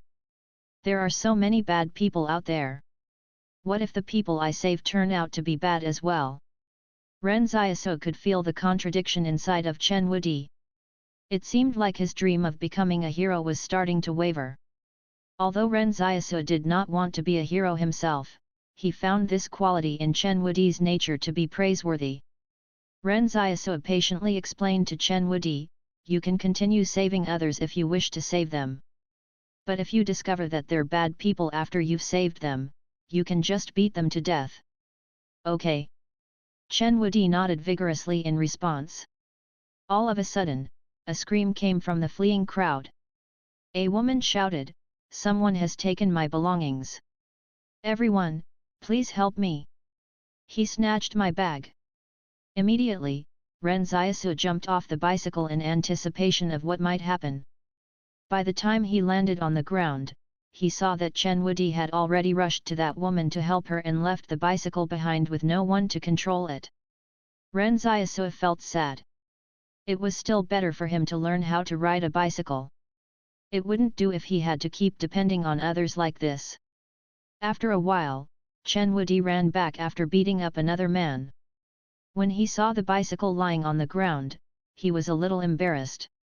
"Master, I'm sorry. I forgot you were on the bike again." It's fine, it's fine. Ren Xiaosu had no alternative but to dismiss it. But with so many people here, you can't possibly handle everything, right? I'm afraid that you will exhaust yourself to death if you continue dealing with every little matter. Moreover, this was just the beginning of their escape. There would probably be many more instances of such bullying among the escapees in the future. Then I'll just handle them one at a time. Chen Wudi said hesitantly, I can't possibly just ignore them. After fleeing for a while more, Ren Xiaosu suddenly called out to his group, all right, let's stop here. The wolves aren't pursuing us. Besides, if they were really chasing after us, none of us could get away. Yan Liuyuan and the others came to a stop. When the other escapees saw them stopping, they also slowly stopped in their tracks. Everyone was weary to the bone now. The only good thing that came of this was that they did not feel as cold after some exercise. Now that they had fled to a new location, they would have to rebuild their campfires and collect more firewood to burn. Some people who were too lazy to go around doing all that again just laid in the snow. Meanwhile, Yan Liuyuan led the group of students who did not mind the trouble of restarting their campfire. This was what Ren Xiaosu had requested of them. No matter how cold or tired they were in the snowy wilderness, they were required to make a campfire. Otherwise, they would pay a hefty price. Bro Yan Liuyuan asked, puzzled, did you sense anything strange about those wolves? You sensed it as well? Ren Xiaosu asked. Yes. Yan Liuyuan said, I keep having the feeling that the Wolf King is constantly watching me from afar. It's like I can feel its gaze on me all the time. This was something new to Ren Xiaosu since he did not feel that he was being watched. When it was late at night and Ren Xiaosu saw that everyone around them had fallen asleep, he reminded Chen Wudi and Yan Liuyuan, who were keeping watch, to be careful. He needed to go somewhere for a while. Ren Xiaosu walked into the wilderness with great doubts on his mind. He was going in the direction of where the wolves had appeared. The snow was very deep. Ever since the cataclysm, the winters would get exceptionally cold, and the snowfall also became much heavier. He walked towards the wilderness with some difficulty in the snow. Some escapees who were still awake were shocked when they realized someone was brave enough to venture into the wilderness at such time. Is he going for a potty break? Maybe, but wasn't he the one who came from the wilderness alone and joined us? Look at how well prepared their group is. They probably knew something was going to happen to the stronghold. How did they know? A woman who had her face concealed behind a scarf was secretly watching Ren Xiaosu's receding figure. Suddenly, someone beside her said in surprise, "Aren't you Fang Yujing?" Even though she had concealed herself very well, someone still recognized her. The person said happily, "It's really you. I'm your fan. I heard you were going to be participating for a couple days in the music festival, but I never thought something like this would happen." Fang Yujing forced a smile. "It's good enough that we're all still alive." When she turned her eyes back to Ren Xiaosu, she discovered he had disappeared into the distance. Ren Xiaosu crested a tiny hillock and was surprised to see the wolves playing in the snow. Several of the females even had a dozen little wolf cubs with them. The wolf cubs seemed unafraid of Ren Xiaosu as they looked over from afar. Ren Xiaosu did not dare go any closer as he was worried the wolves would suddenly attack him. He just wanted to see what was going on with the wolves here. But before that, he would have to ascertain if the wolves saw him as prey. The strong and powerful males in the wolf pack stood still in the snow and observed him. Then they moved aside for the Wolf King as it made its way over from the rear with a large rabbit dangling from its mouth. The rabbit was still warm and dripping with blood. Ren Xiaosu stood still. He wanted to see what the Wolf King was planning to do, while the black saber was getting restless as it kept buzzing in the palace. The rabbit was as large as a bicycle tire. Ren Xiaosu didn't know what it ate to grow to this size. He could see condensation coming from the rabbit's warm blood as it dripped onto the snow. The Wolf King stopped not far from Ren Xiaosu and placed the rabbit on the ground. Ren Xiaosu wondered, "Are you giving that to me?" But the Wolf King did not respond. It just turned around and left with its pack. Ren Xiaosu could only watch as they padded away. This confused Ren Xiaosu even more. Had the wolf pack gotten so sociable that they even sent food to humans? But what astonished him was that the number of wolves seemed to have increased by a lot this time. It looked like the Wolf King had been tirelessly accepting new wolves into its pack. Seeing as the weather was freezing as snow continued falling heavily from the sky, a lot of people were worried they would get buried under the snow when they woke up. But even in such bad weather, someone still went out to hunt and returned with such a large rabbit. When the Wolf King dropped the rabbit, the snow was already very deep. Ren Xiaosu watched quietly as the Wolf King cleared a path through the snow by walking in front while the other wolves followed behind it. That would make the walk much easier in the snow.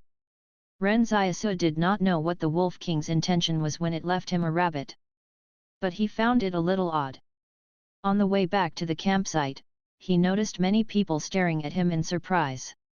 However, Ren Xiaosu would never explain to them that the wolves gave him the rabbit. When he got back, Yan Liuyuan asked, "Bro, did you hunt the rabbit yourself?" Ren Xiaosu whispered, "The wolves gave it to me. That Wolf King doesn't seem to have any malice towards us. For now, we won't have to worry too much. At the very least, we don't have to worry about the wolves attacking us. If the wolves had any malicious intent, killing Ren Xiaosu just now would definitely have been the best opportunity they had. After all, the distance between them earlier was just a leap away. Ren Xiaosu was not in a hurry to eat the rabbit. Since everyone was already asleep and ate dinner in the evening, they definitely would not feel too hungry yet. The escapees around them were so hungry their eyes gleamed upon seeing the rabbit. After all, some of them did not have anything to eat as they fled over the past 2 days. If it hadn't snowed today, they would not even have replenished the water lost from their bodies. The snow may have looked white, but it was not as clean as you would think. Ren Xiaosu knew the escapees would pay the price for casually putting things in their mouths when they woke up the next morning. Currently, only a minuscule number of escapees still had any food left on them, while most of the others were famished with nothing to eat. When some people saw Ren Xiaosu bringing such a large rabbit back, their eyes lit up. Some of those people were whispering among themselves, apparently discussing something. Yan Liuyuan glanced at Ren Xiaosu. "Bro, you'd better make an example of some of them quickly so that the others won't get any ideas." Ren Xiaosu looked up at those escapees. Upon identifying the ringleaders, "We'll kill them off. Woody, make sure to protect everyone when it gets chaotic later. I'll handle the killing." When Ren Xiaosu mentioned killing people, his expression didn't change. Then he noticed Zhang Wu had also woken up. Zhang Wu said, "Xiaosu, do you have any weapons to spare? Can you lend one to me?" Zhang Wu and her students had also brought a lot of food with them. Although the escapees looked like they were only interested in the rabbit for now, Zhang Wu's group was also in danger of being targeted. However, Zhang Wu did not request Ren Xiaosu to protect them as well.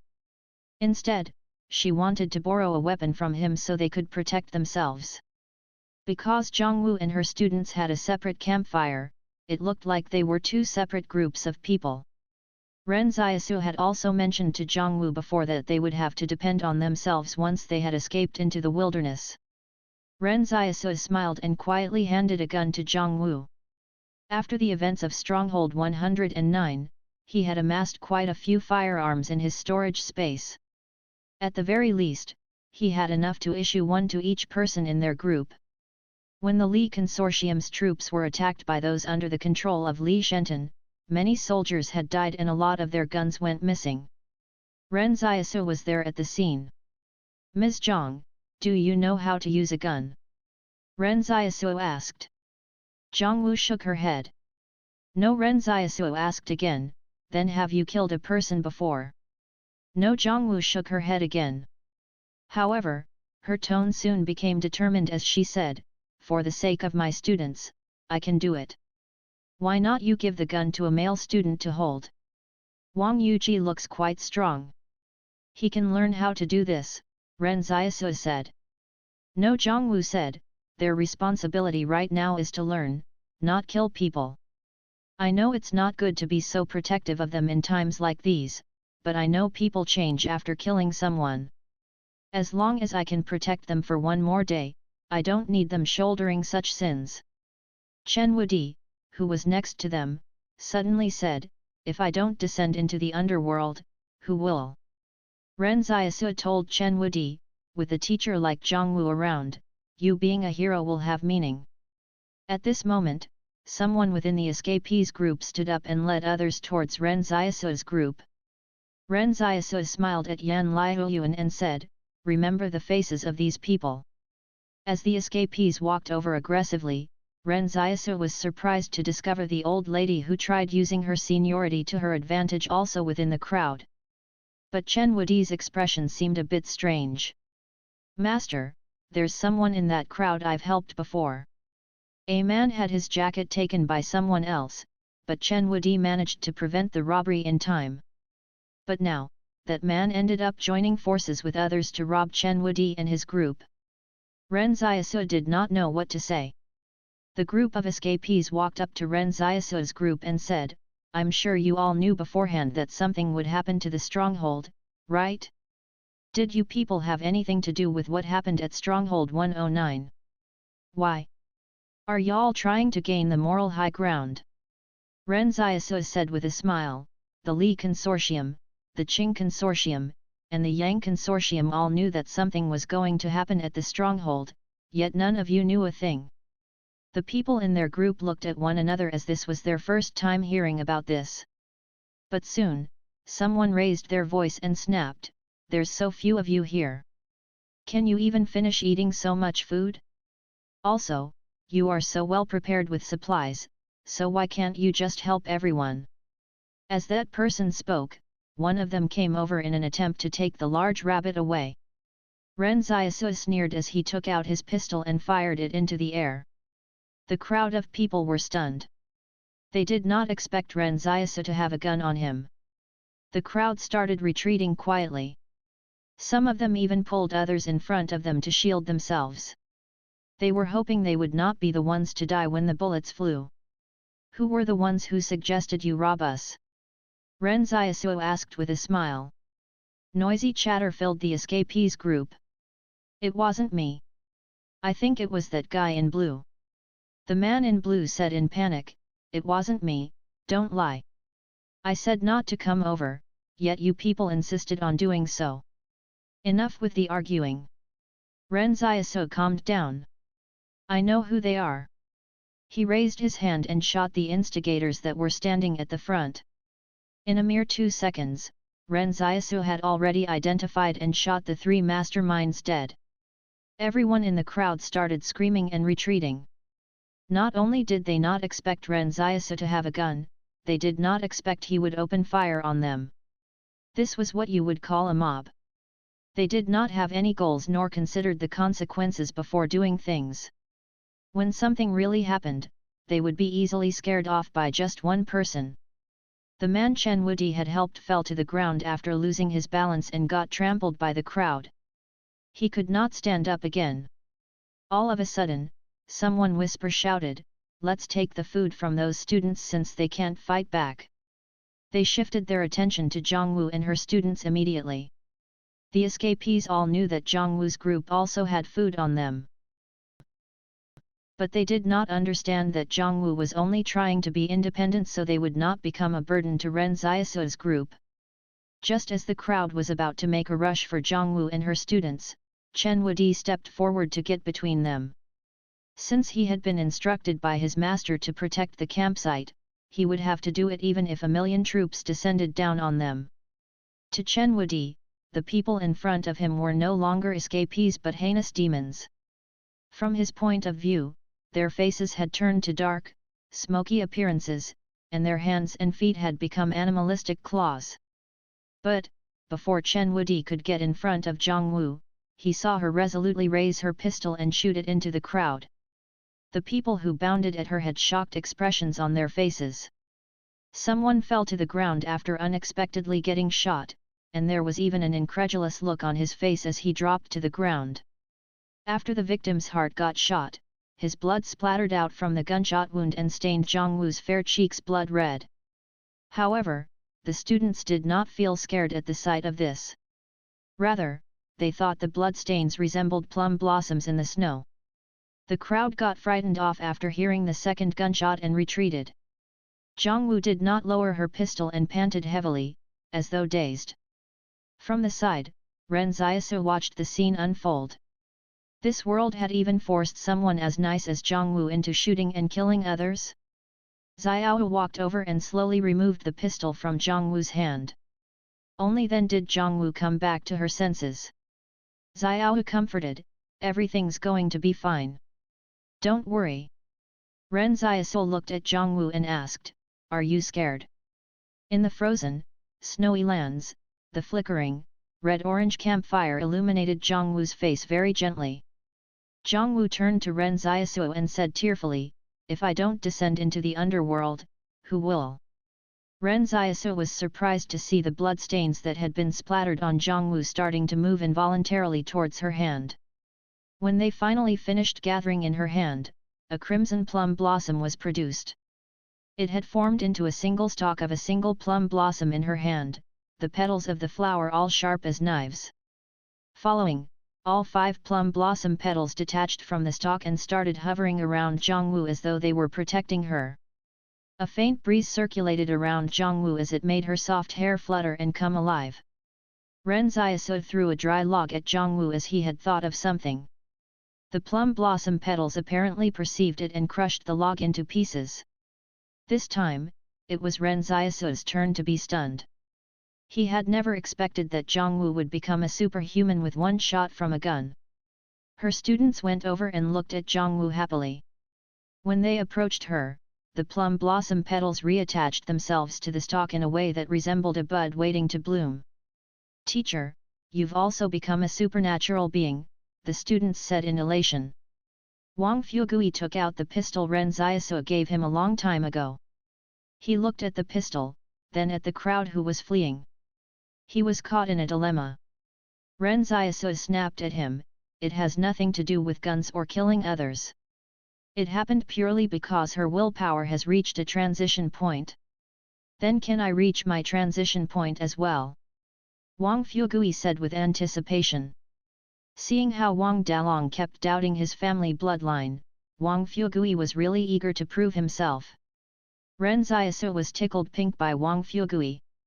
"Don't think about all that irrelevant stuff. It's not like everyone can become a supernatural being.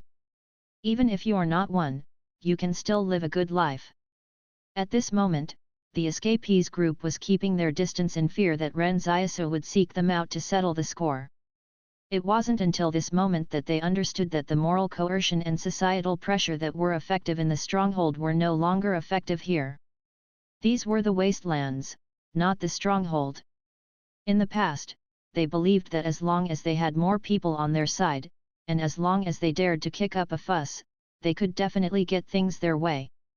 They believed that as long as they had the moral high ground, others would have to yield to them.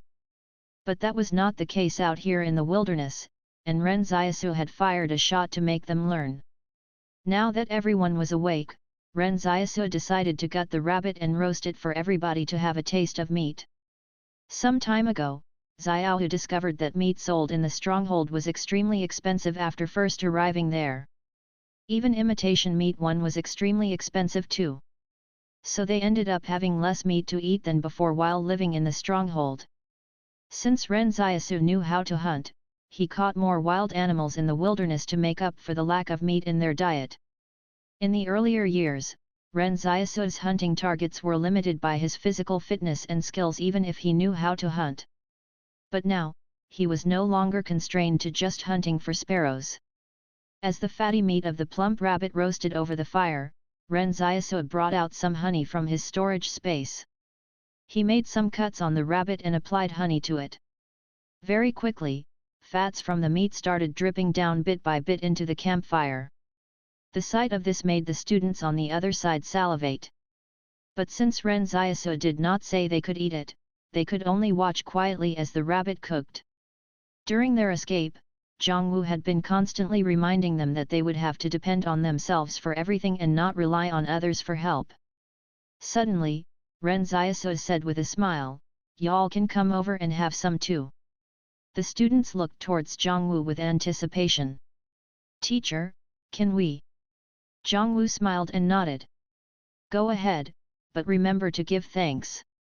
With just some barbecued meat, Ren Xiaosu managed to gain more than 40 gratitude tokens without much effort. Some students even thanked him several times in a single breath and were always sincere each time they said it. Ren Xiaosu thought these well-educated students were way too well-mannered. "Ha ha ha, eat up, eat up." The group of students surrounded the campfire in great anticipation. Ren Xiaosu saw them holding their knees together as they sat by the side and swallowed hard. When he saw the meat on the surface browning, he cut out a small piece of it for everyone to share. However, the students were all showing humility to each other and only cut a small piece from the shared portion for themselves before handing it to the next person. Ren Xiaosu felt Zhongwu had really taught them well. The aroma of the meat drifted towards the escapees when the wind blew. The escapees could only sit there in a daze in the snow and smell the aroma but not eat the meat. Not once had they thought about how if all of them worked together, they could easily catch some wild goats, wild pheasants, or wild ducks with the number of people they had. These creatures in the wilderness had multiplied to great numbers without any human interference. But the thought of gaining something for themselves through their own efforts had never crossed their minds. One of Zhongwu's students suddenly asked Ren Xiaosu while eating, "Can you please teach us how to hunt? Or how to use a gun? We would also like to rely on ourselves to find food so we can protect our teacher in the future." One restructured steak is a catch-all term to describe a class of imitation beef steaks made from smaller pieces of beef fused together by a binding agent. "Thank you," the students said earnestly. With this wave of thanks, he received another 20-odd gratitude tokens. Ren Xiaosu suddenly felt that his decision to bring these students along was one of the wisest decisions he had ever made. Meanwhile, someone among the escapees asked in a soft voice, "Why don't we go and apologize to them?" "How would that help?" someone wondered. A middle-aged woman said, "If so many of us apologize to him, what more could he ask for?" But in the end, still no one dared to say anything to Ren Xiaosu and company. They did not even have the courage to apologize. However, the other escapees who were not involved in the attempts to take the rabbit for their own also kept a distance from the group that did. They feared they would end up becoming collateral damage if those people got punished later. But only a minority of the escapees were not involved, and they probably only made up 20% of the entire group. At that time, they maintained their rationality and stuck to their morals. As it turned out, they were right. Although Ren Xiaosu had killed the perpetrators, he was still a little angry about the incident.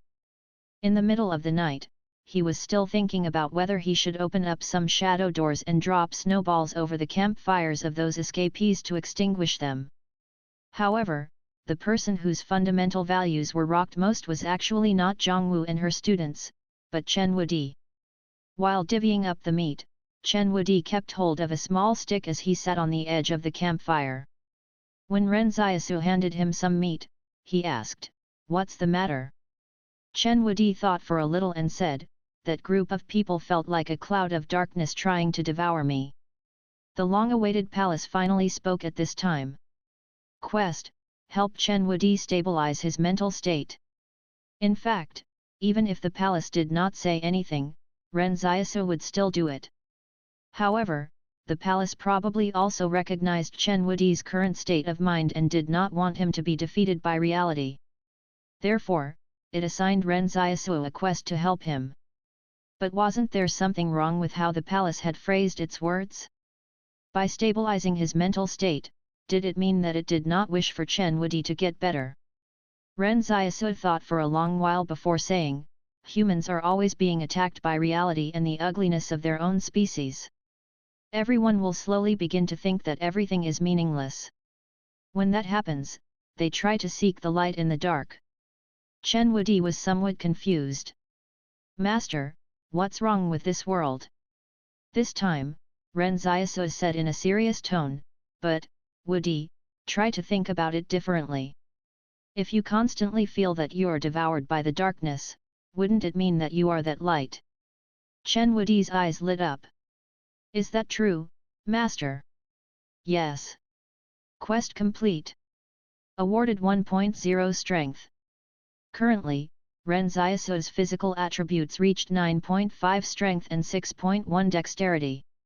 He was still unable to accurately gauge how strong his punches were, but it became an even more terrifying power when they were amplified through his shadow clone.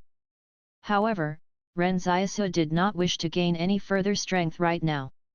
He preferred having a few basic skill duplication scrolls so he could learn other people's cycling.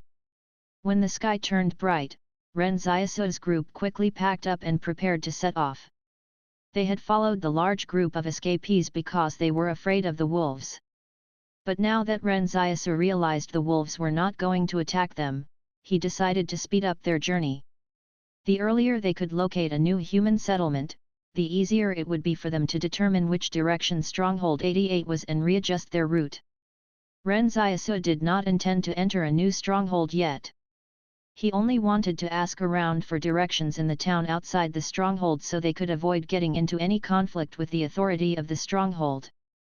After all, there were a few too many supernatural beings in their group, so it was inevitable that the stronghold overseer would regard them as enemies. It was only they who had eaten meat for their meals and had blankets to cover themselves with on this escape so far. The other escapees did not have such comforts at all. Some of the escapees even had to resort to eating ice to quench their thirst. In the morning, a minority of the escapees' faces were flushed and their temperatures went up.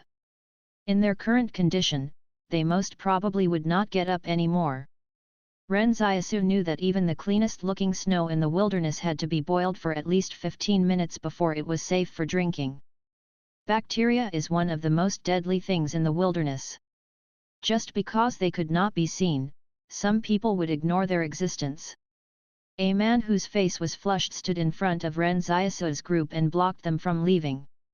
He begged, "Since you're all so well prepared, you must have brought along some medicine like antibiotics or something, right? Please, give me some of it. Otherwise, I definitely won't survive for much longer." Ren Xiaosu looked at Yan Liuyuan. Then Yan Liuyuan said, he was one of the troublemakers. With that, Ren Xiaosu ignored the man and left him pleading behind them. The man realized Zhongwu would be kinder, so he turned to her and begged for help. However, Zhongwu was no longer the young and naive teacher. She said to her students, "Let's hurry up and keep pace with the group. Remember this person. He tried to rob us of our things yesterday." Along the way, Ren Xiaosu taught some wilderness survival techniques to the rest of the group. He said in a loud voice, "Right now, it's not the season for harvesting wild berries. But when you do encounter them, remember that 90% of the purple, blue, and black berries are edible, while 50% of the red, green, and yellow berries are edible. So if you're extremely hungry, it's better to find the purple, blue, and black berries to eat first." While the students rode on their bicycles, they felt that even though this young man was being ferried on the back of a bicycle, his back had become larger than life. A little kid among the escapees shouted to an old lady next to him, "Grandma, I want to ride on a bike too. Get a bike for me." His grandmother, who had still been ordering people around, was stumped by her grandson's request. Her grandson shook off her hand and started crying, "You're not a good grandma. I want my mommy and daddy." When the other escapees walked past them, nobody cared about what was happening. No one had any sympathy for them, nor were they going to offer any help. Along the frontier in the heavy snow, Su Xianxue was slowly advancing against a violent blizzard with a black cauldron floating in front of him. The snow was so deep that it had already come up to his waist. If it weren't for his shadow clone carrying him, he probably wouldn't have walked any further. Suddenly, a dozen odd people camouflaged in white cloth got up out of the snow. While pointing their guns at the big black cauldron, one of them shouted into the wind, where the 3rd Combat Brigade of Stronghold 178. State your name and purpose. When Su Xianchu heard the words Stronghold 178, he couldn't be more overjoyed. He shouted, "I'm Su Xianchu from Stronghold 113. I have a recommendation letter from Zhang Jinglan." The soldiers were stunned when they heard Zhang Jinglan's name. As they cautiously approached Su Xianchu, one of them went over to take the letter from him while the others stood by for further instructions. Their guns were still pointed at Su Xianchu's figure.